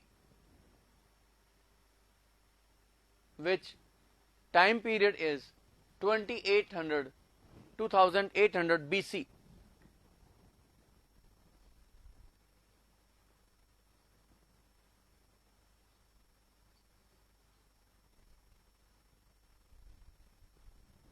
अब देखिए यहां पर जो भी हमें copper के जो औजार उपकरण मिले हैं, जो भी ये यूज में लेते थे इक्विपमेंट्स, उनमें कॉपर की जो परसेंटेज है वो हाईएस्ट है। उसमें 99% कॉपर हमें मिला है। इसका मतलब है क्योंकि यहां पर कॉपर प्रचुर मात्रा में था, क्योंकि जो खेतड़ी की खानें हैं, खेतड़ी की जो कॉपर खान है, आप मिनरल्स में इसको आप पढ़ेंगे ज्योग्राफी में, तो वो इसके पास में ही थी, यही रीजन है। और साथ ही साथ हड़प्पा मोहनजोदड़ो यानी हड़प्पा सभ्यता को यहीं से ही आप भेजते थे कॉपर, उनको सप्लाई किया जाता था बाकायदा। ठीक है, तो लिखेगा यहां प्राप्त उपकरणों में, यहां प्राप्त ताम्र उपकरणों में, यहां प्राप्त ताम्र उपकरणों में तांबे की मात्रा सर्वाधिक,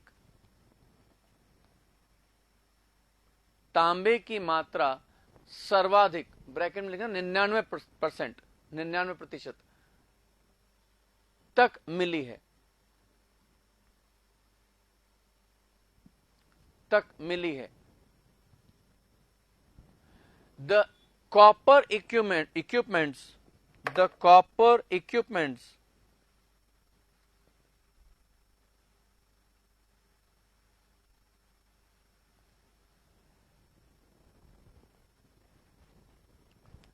the copper equipments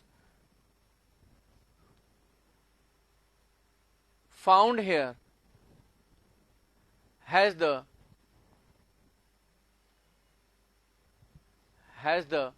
maximum amount of copper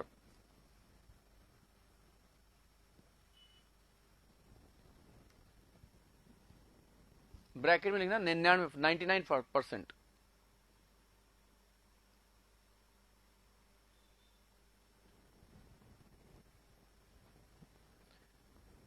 यहां के लोग हड़प्पा सभ्यता को भी तांबा भेजते थे। The people of this site used to provide, the people of this site used to provide copper to Harappan civilization people also, to Harappan civilization people also।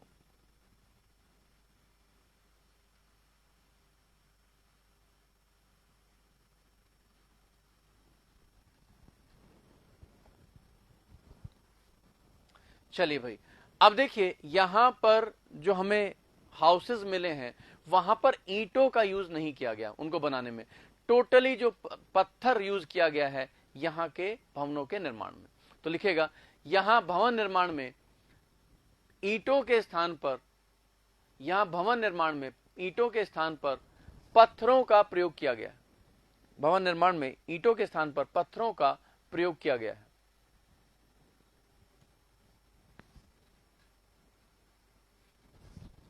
Stone are used in construction of houses, instead of bricks। Stone are used in construction instead of bricks।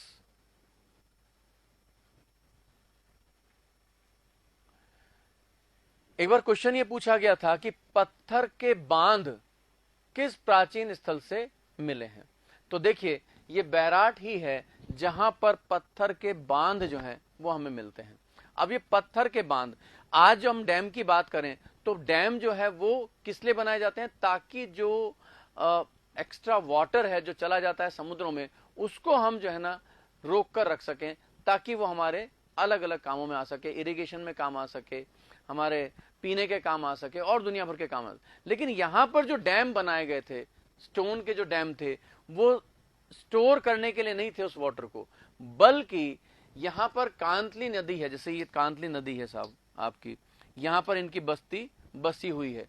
तो यहां पर ये जो dam बनाए गए ये किस लिए बनाए गए थे कि कांतली नदी में जब वो आएगी, आपकी बाढ़ आएगी, तो उससे अपनी बस्ती को बचाने के लिए किए गए थे।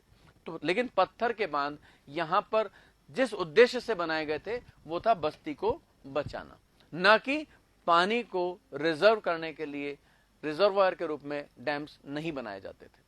ठीक है, तो लिखिएगा यहां पर अपनी बस्ती को बचाने के लिए, अपनी बस्ती को बचाने के लिए ये पत्थर के बांध भी बनाते थे।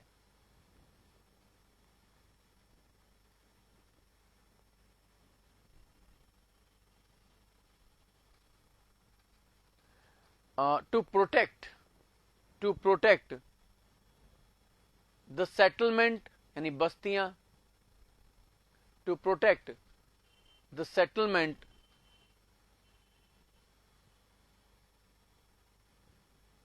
from the flood of Kantli river, from the flood of Kantli river,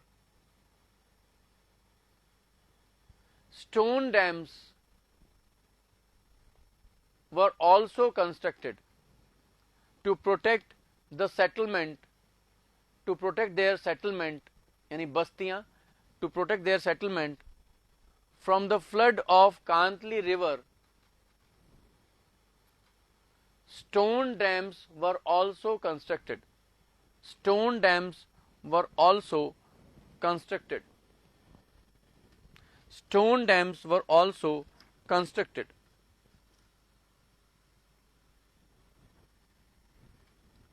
ठीक है भाई, ये हुई बात। टाइम पीरियड आपने लिख लिया 2800, ये मैंने लिखवाई दिया है। तो ये कुछ बात है। अच्छा, यहां पर हमें जो वो होते हैं ना मछली पकड़ने के जो कांटे हैं, वो काफी संख्या में मिले हैं तांबे के। इसका मतलब है, देखिए कांतली रिवर जो है ना, अभी ऐसी फुल फ्लैश रिवर नहीं है कि उसमें वर्ष भर पानी रहता हो।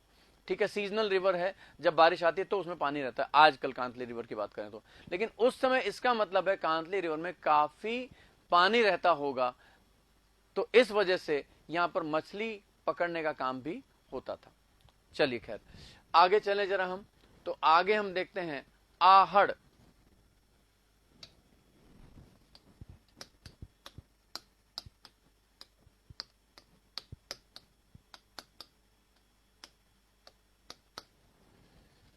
आहड़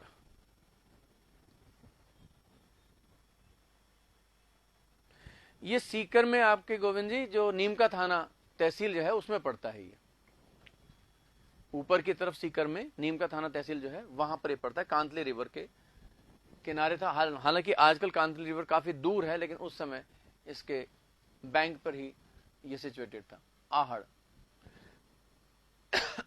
अब देखिए आहड़ जो है ये आपको उदयपुर में दिखाई देता है। ठीक है, अब देखिए आहड़ एक प्लेस भी था, साइट भी था, और आहड़ एक सिविलाइजेशन भी थी। कालीबंगा सिविलाइजेशन नहीं थी, लेकिन आहड़ अपने आप में एक सिविलाइजेशन थी। तो मैंने क्या कहा, इसको आहड़ सिविलाइजेशन क्यों कहा? क्योंकि जिस सिविलाइजेशन की खोज होती है, जिस सभ्यता की खोज होती है, सबसे पहले जो साइट होता है, जो खोजा जाता है, उसी के नाम पे कंप्लीट जो आपका सिविलाइजेशन उसका नाम रख दिया जाता था। तो अब ये आहड़ की बात करें तो ये तो उदयपुर में एक प्लेस हो गई, साइट हो गई, लेकिन आहड़ सिविलाइजेशन की अगर हम बात करते हैं तो ये आपका कई जिलों में फैला हुआ था, जैसे राजसमंद है, उदयपुर है, भीलवाड़ा है, चित्तौड़गढ़ है। इस पूरे इलाके में ये आहड़ सिविलाइजेशन था। अब जैसे ये अलग अलग जिलों में मान लीजिए इस तरीके से ये है पूरी आहड़ सभ्यता, और उदयपुर में आहड़ एक प्लेस है। तो सबसे पहले इसको खोजा गया था, इसलिए इसी के नाम पर कंप्लीट सभ्यता का नाम, सिविलाइजेशन का नाम रख दिया गया आहड़ सिविलाइजेशन। मेरे ख्याल में आपके बात कुछ समझ में आ रही होगी। ठीक है, तो लिखिएगा। अब क्योंकि ये बनास नदी के किनारे था, इसलिए इसको बनास वैली सिविलाइजेशन भी कह दिया जाता है, आहड़ सभ्यता को। ठीक है, तो लिखिएगा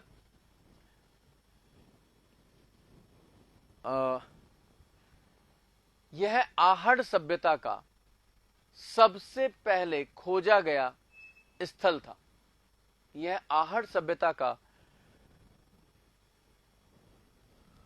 सबसे पहले खोजा गया स्थल था।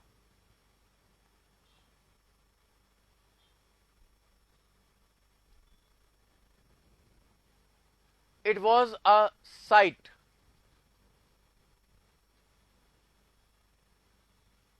of Ahad civilization. Ahad civilization. It was a site of Ahad civilization.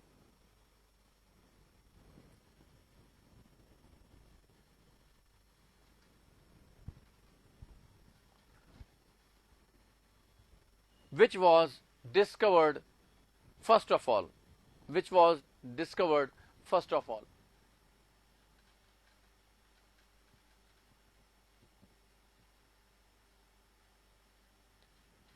This civilization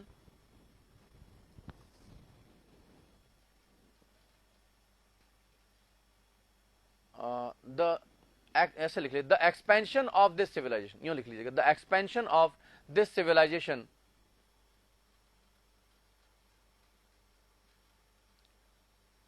was in Udaipur, Rajsamand. The expansion of this civilization was in Udaipur, Rajsamand, Bhilwara and Chittorgarh districts. इस सभ्यता का विस्तार उदयपुर, राजसमंद, इस सभ्यता का विस्तार उदयपुर, राजसमंद, भीलवाड़ा व चित्तौड़गढ़ जिलों में था।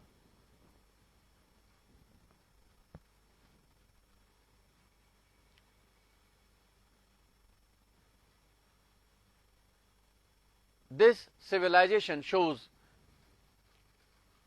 Copper Age period. This civilization shows Copper Age civilization. Copper Age civilization. यह ताम्रयुगीन सभ्यता थी। यह ताम्रयुगीन सभ्यता थी। Whose period was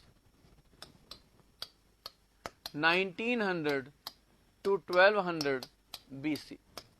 Whose period was 1900 to 1200 BC. जिसका समय 1900 से 1200 ईसा पूर्व था।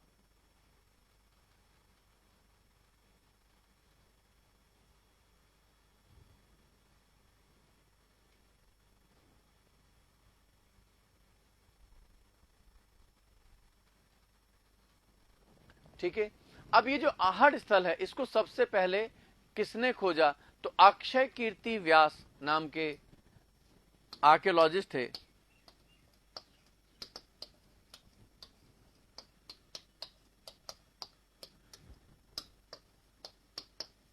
उन्नीस में इन्होंने इसको खोजा था कि ये आहड़ नाम की यहां पर कोई जगह है।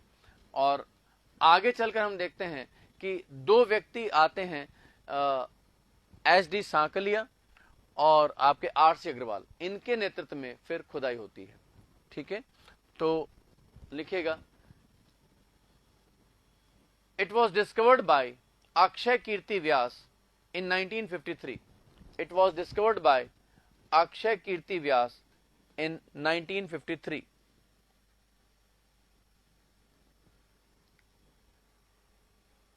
इसकी खोज अक्षय कीर्ति व्यास ने 1953 में की थी। आहड़ की खोज अक्षय कीर्ति व्यास ने 1953 में की थी। हम अब साइट की बात कर रहे हैं। ये जो साइट है इसकी हम बात कर रहे हैं। आगे चलकर HD सांकलिया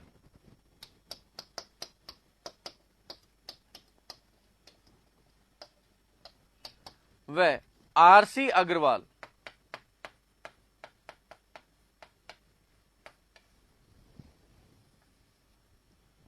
के नेतृत्व में खुदाई हुई। आगे चलकर SD सांकलिया और RC अग्रवाल के नेतृत्व में खुदाई हुई। लेटर the excavation took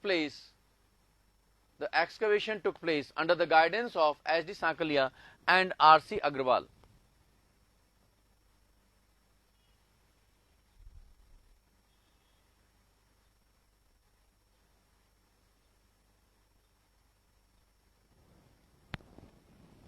ठीक है भाई।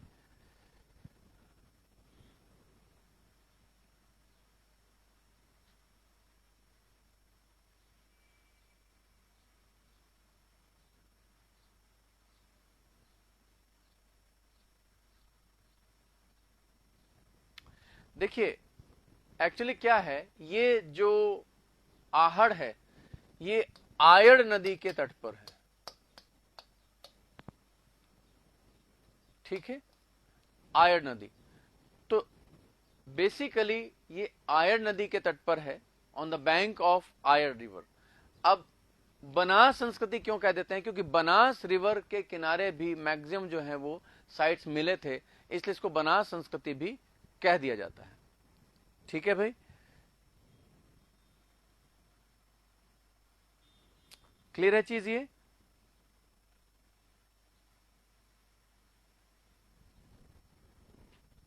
ठीक है, लिखेगा।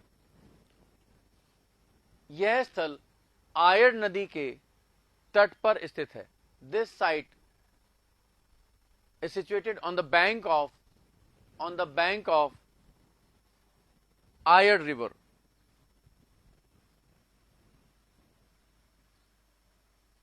हाँ, गिलुन जो कि राजसमंद में है वो इसी का पार्ट है भाई।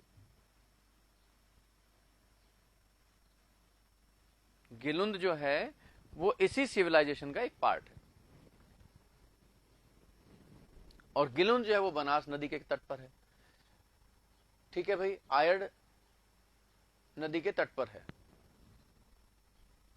चलिए अब हम देख लेते हैं यहां से हमें कौन कौन से आहड़ से कौन कौन से एविडेंसेस मिले हैं खुदाई में। तो हम देखते हैं कि यहां से चक्की जो होती है ना, चक्की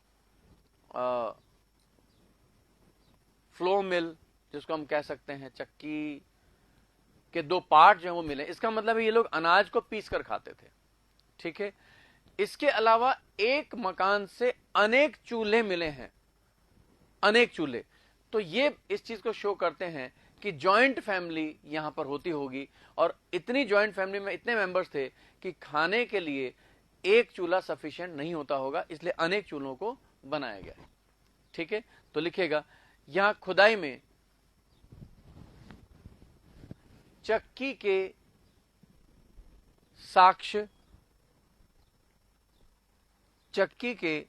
साक्ष्य प्राप्त हुए हैं।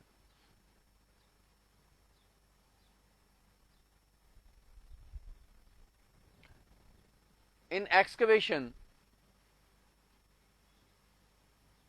evidences of flow mill are found.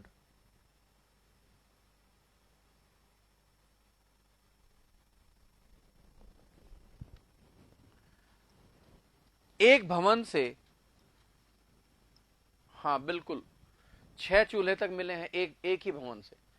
तो एक भवन से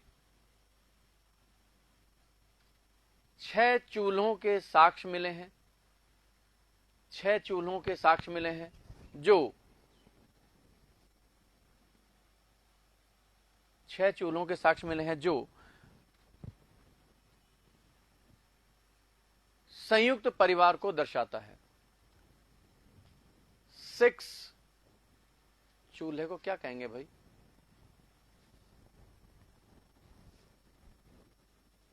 आई थिंक नहीं, तो भट्टी होती है, चूल्हे लिख लो। बर्नर नहीं, बर्नर नहीं भाई, स्टोव ना, ये सब नहीं, आप चूल्हे ही लिख लो भाई, है ना।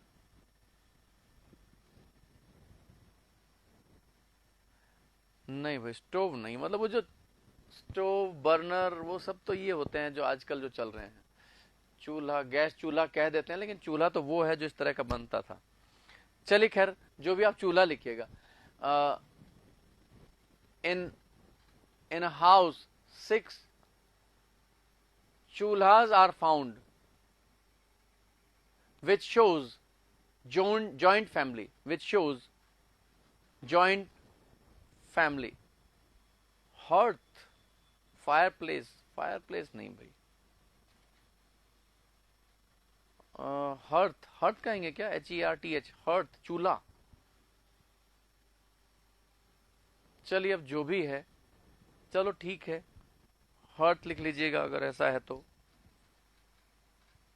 किचनर नहीं नहीं, किचनर और ये सब फ्यूरेंसेस ये सब भट्टी के लिए हैं भाई। हर्थ ठीक लग रहा, लिख लीजिए आप जो भी है, खैर।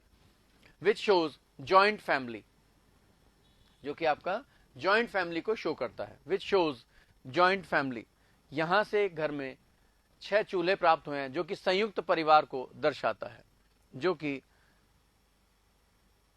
संयुक्त परिवार को दर्शाता है।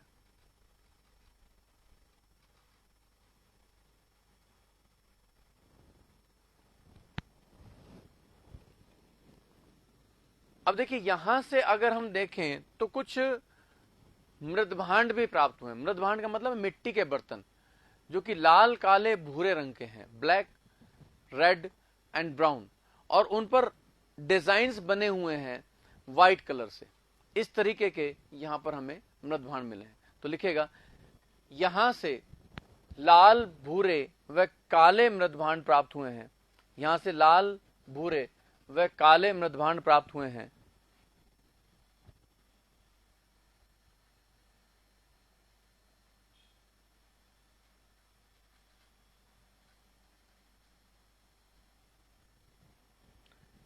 जिन पर सफेद रंग से अलंकरण किया गया है, जिन पर सफेद रंग से अलंकरण किया गया है।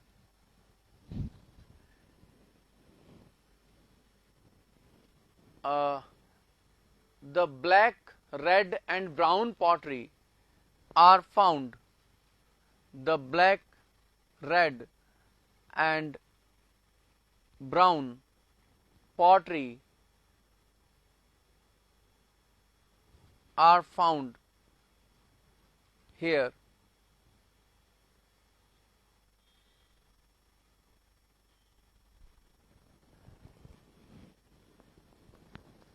Which are decorated with white color, which are decorated with white color.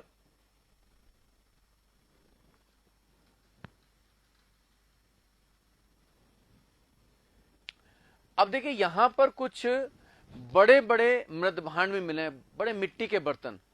तो वो ग्रेन्स को स्टोर करने के लिए बनाए गए थे, और जिनको जो लोकल नेम है वो है गोरे और कोट। ये क्वेश्चन पूछा हुआ भाई। आहट से प्राप्त बड़े मिट्टी के बर्तन जो कि खाद्यान्नों के संग्रहण के काम आते थे, क्या का स्थानीय नाम क्या है? तो आंसर था कोट। ठीक है, तो लिखिएगा यहां से बड़े मृदभांड खाद्यान्नों को संग्रह करने के लिए भी प्राप्त हुए हैं। यहां से बड़े मृदभांड खाद्यान्नों को संग्रह करने के लिए भी प्राप्त हुए हैं, जिनका स्थानीय नाम गोरे या कोट है, जिनका स्थानीय नाम गोरे या कोट है।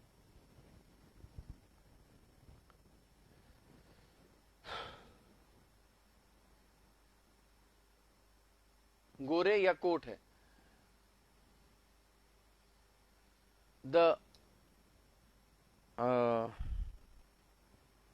क्या कहेंगे इसको?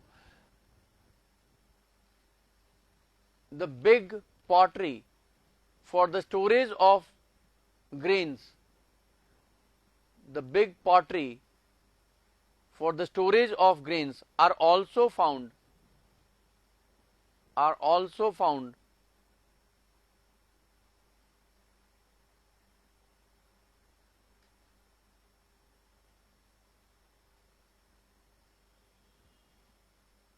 whose local name is Gore or Koot, whose local name is Gore or Koot.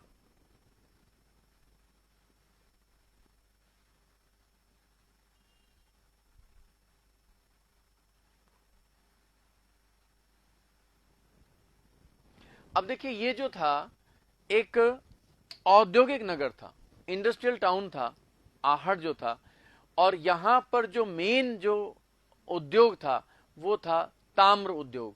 और यहां से हमें तांबा गलाने की बहुत सी भट्टियां भी हमें यहां से साक्ष्य के रूप में मिली हैं।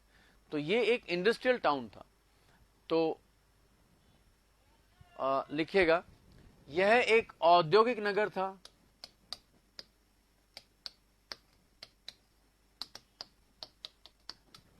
It was an industrial town. It was an industrial town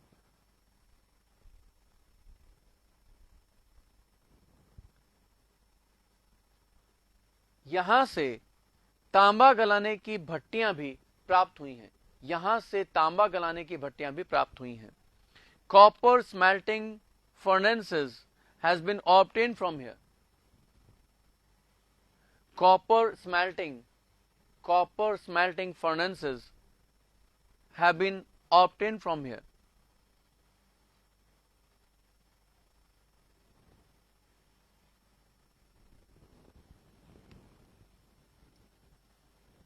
तो कॉपर इंडस्ट्री थी यहां पर, मेन कॉपर इंडस्ट्री थी, प्रमुख उद्योग था ताम्र उद्योग। ठीक है, क्या कह रहे हैं जी गोविंद सर, ये तो अभी भी गांव में जाते थे। अभी भी गांव में, मैं समझा नहीं भाई क्या कह रहे हैं आप। तो copper industry was the main industry, मतलब कॉपर जो उद्योग था, ताम्र उद्योग यहां का प्रमुख उद्योग था। The main industry was copper industry. The main industry was copper industry. इसके अलावा हमें कुछ प्रिंटिंग ब्लॉक्स भी मिले हैं भाई। ऐसे लकड़ी के प्रिंटिंग ब्लॉक्स यहां से साक्ष्य में मिले हैं। तो इसका मतलब है कि रंगाई छपाई से भी प्रचलित, मतलब परिचित थे। और टेक्सटाइल इंडस्ट्री भी यहां का एक प्रमुख उद्योग था। अन्य उद्योग कह सकते हैं, प्रमुख उद्योग तो कॉपर था। तो लिखिएगा, textile industry was also there. Textile industry was also there. वस्त्र उद्योग भी यहां प्रचलित था। वस्त्र उद्योग भी यहां प्रचलित था।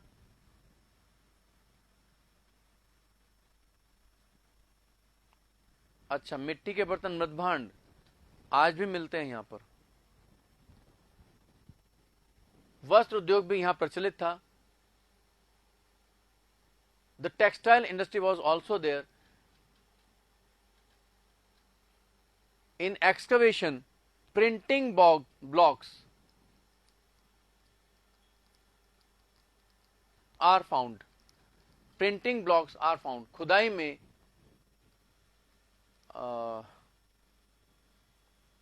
छपाई के ठप्पे प्राप्त हुए हैं। ठप्पे, ब्लॉक्स, छपाई के ठप्पे प्राप्त हुए हैं। अतः ये रंगाई छपाई से भी परिचित थे। अतः ये रंगाई छपाई से भी परिचित थे। So they knew the art of printing also. So they knew the art of printing also.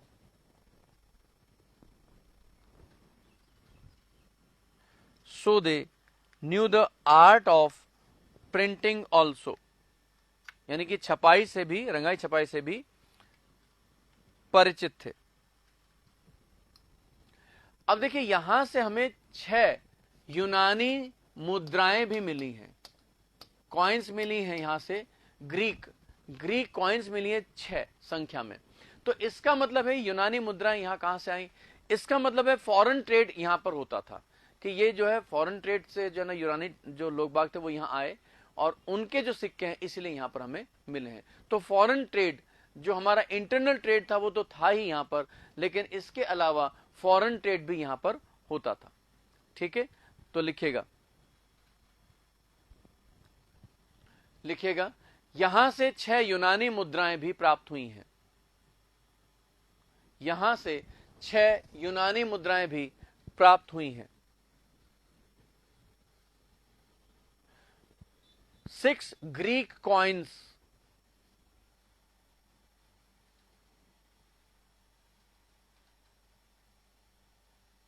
are also found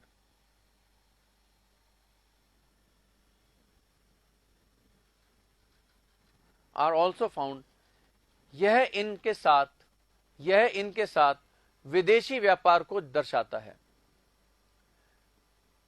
this shows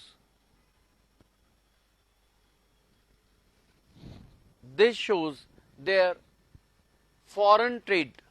this shows their foreign trade.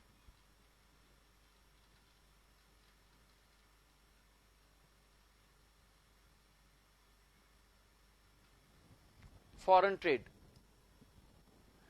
और देखिए ये नष्ट कैसे हुआ, जो आहड़ था वो नष्ट कैसे हुआ, तो माना जाता है बाढ़, जो नदी में बाढ़ आई उसकी वजह से ये जो है नष्ट हुई थी ये सभ्यता। आहड़ भी उसी वजह से नष्ट हुआ था। तो लिखेगा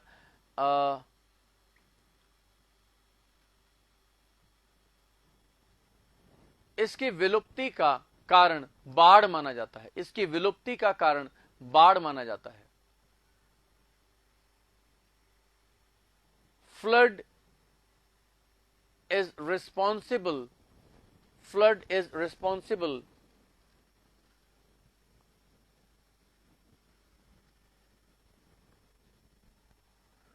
for the destroy of this site,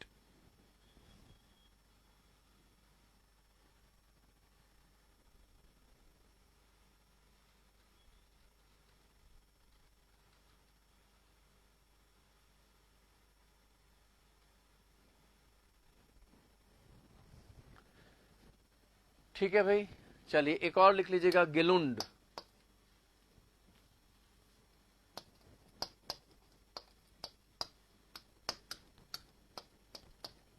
Gilund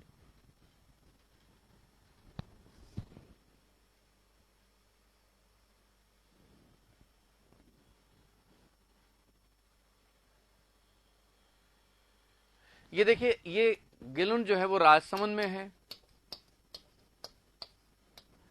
और बनास नदी के तट पर है।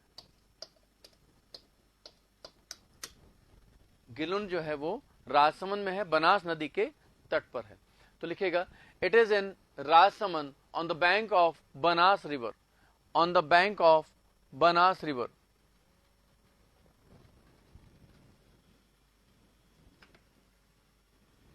On the bank of Banas river.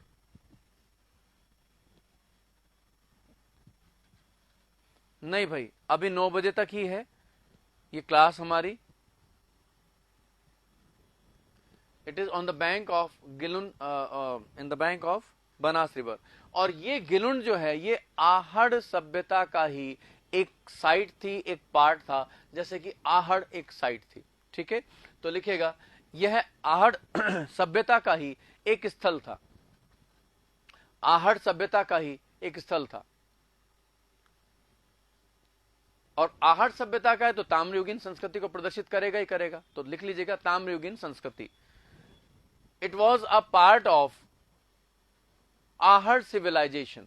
It was a part of, या साइट ऑफ, साइट लिख लीजिए, साइट ज्यादा ठीक रहेगा। It was a site of Ahar civilization. Ahar civilization. and it shows copper age। ठीक है भाई। चलिए अब देखिए बहुत सारी साइट्स रह गई और एक बहुत इंपॉर्टेंट बैराट आपका रह गया, आज पूरा नहीं हो पाया। क्लास हमारी आज तक ही थी, तो मैं आपको एश्योर कर रहा हूं ये मैं आपको रिटन में दे दूंगा। ठीक है, जो अपना ग्रुप बना हुआ है वहां पर मैं इसको डाल दूंगा। और भी छोटी मोटी कुछ साइट्स हैं, लेकिन एक इंपॉर्टेंट जो साइट हमारी बैराट जो है वो रह गई है भाई, जो कि आहड़, कालीबंगा और गणेश्वर के साथ में उतनी इंपॉर्टेंट है। तो कोई बात नहीं, उसमें ऐसी कोई दिक्कत वाली बात नहीं, कोई प्रॉब्लम आएगी। अब देखिए मजबूरी है भाई, आज टाइम लिमिट हमारा इतना ही था। तो आपकी ज्योग्राफी की भी क्लास है, तो गर्ग सर कह रहे थे कि सर अब आगे जो है ना बहुत मुश्किल हो जाएगा, इन बच्चों का कोर्स भी कंप्लीट करवाना है। तो कोई बात नहीं, ज्यादा आप चिंता मत कीजिएगा, जब तक मैं हूं आपको टेंशन करने की जरूरत नहीं है। ठीक है, तो बैराट और कुछ और साइट्स और हैं, वो मैं आपको एक उसके जो ना पिक लेकर के वो आपके ग्रुप में डाल दूंगा। ठीक है, अब मैं एक छोटी सी चीज बताना चाह रहा हूं, टाइम हमारा हो गया है। नो एग्जैक्टली फैक्चुअल वाली आपको नहीं मिली क्या अभी तक? भाई फैक्चुअल की पक्का दिलाऊंगा, चिंता मत कीजिएगा, चाहे मेरे को कुछ करना पड़े। अभी तक नहीं मिले तो कोई ना कोई रीजन रहा होगा, मैं आज गर्ग सर से फिर बात करता हूं। अब एक छोटी सी चीज आप बार बार कहते हैं, भूल जाते हैं, रिवीजन मस्ट है। वो मैनेजमेंट कैसे करना है वो आपको देखना है, मैं जल्दी से 1 मिनट में बता देता हूं। आज आपने कोई चीज याद की, उसमें आपको नई चीज है, बहुत ज्यादा टाइम लगेगा, हो सकता है 1 घंटा लग जाए आपको उसको याद करने में, उसको पढ़ने में, उसको देखने में। तो इसी चीज को आप 24 आवर्स में रिवाइज कर लीजिएगा। आज जैसे 9 बजे आपने कोई चीज पढ़ी, तो कल 9 बजे तक इसको एक बार रिवाइज कर लीजिए।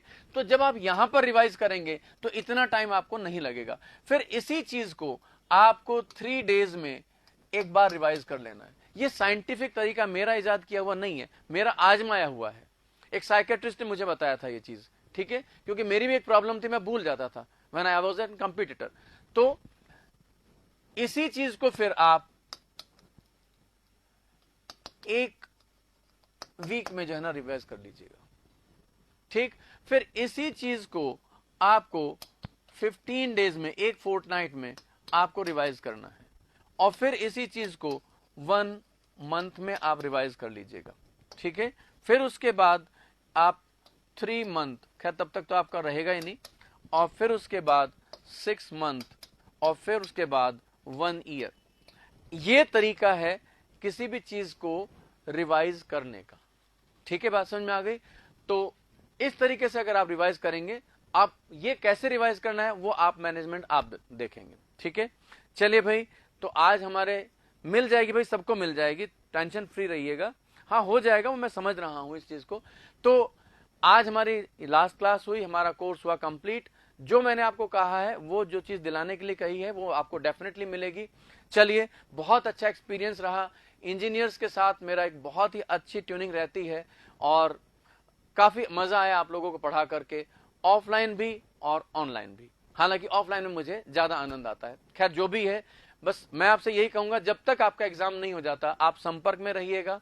आपको कभी कोई प्रॉब्लम आए, बेझिझक मुझसे पूछिएगा, कैसी भी प्रॉब्लम हो वो मैं आपकी सॉल्यूशन डेफिनेटली करवाऊंगा। वो बात अलग है कि भाई थोड़ा सा भी मेरे पिताजी को लेकर के थोड़ी मेरी प्रॉब्लम चल रही है, तो मैं व्हाट्सअप नहीं देख पाऊं, तो प्लीज मुझे रिमाइंड करा दीजिएगा, ठीक। और जब भी कोई प्रॉब्लम आए, बेझिझक मुझे याद कीजिएगा, I am always with you, ठीक है। बहुत अच्छे लोग बाग हैं आप लोग, बहुत मुझे दुख हो रहा है आज आपकी क्लास को ओवर करते हुए। ऐसा लग रहा है कि आपका जिंदगी भर मैं पढ़ाता ही रहूं। खैर जिंदगी भर तो नहीं, आगे आपको सिलेक्शन भी पाना है, पर चलिए जो भी है, बहुत अच्छा लगा। Thank you so much, thank you everybody for your cooperation, और पढ़ते रहिए। Wish you very best of luck. Thank you so much, God bless you all.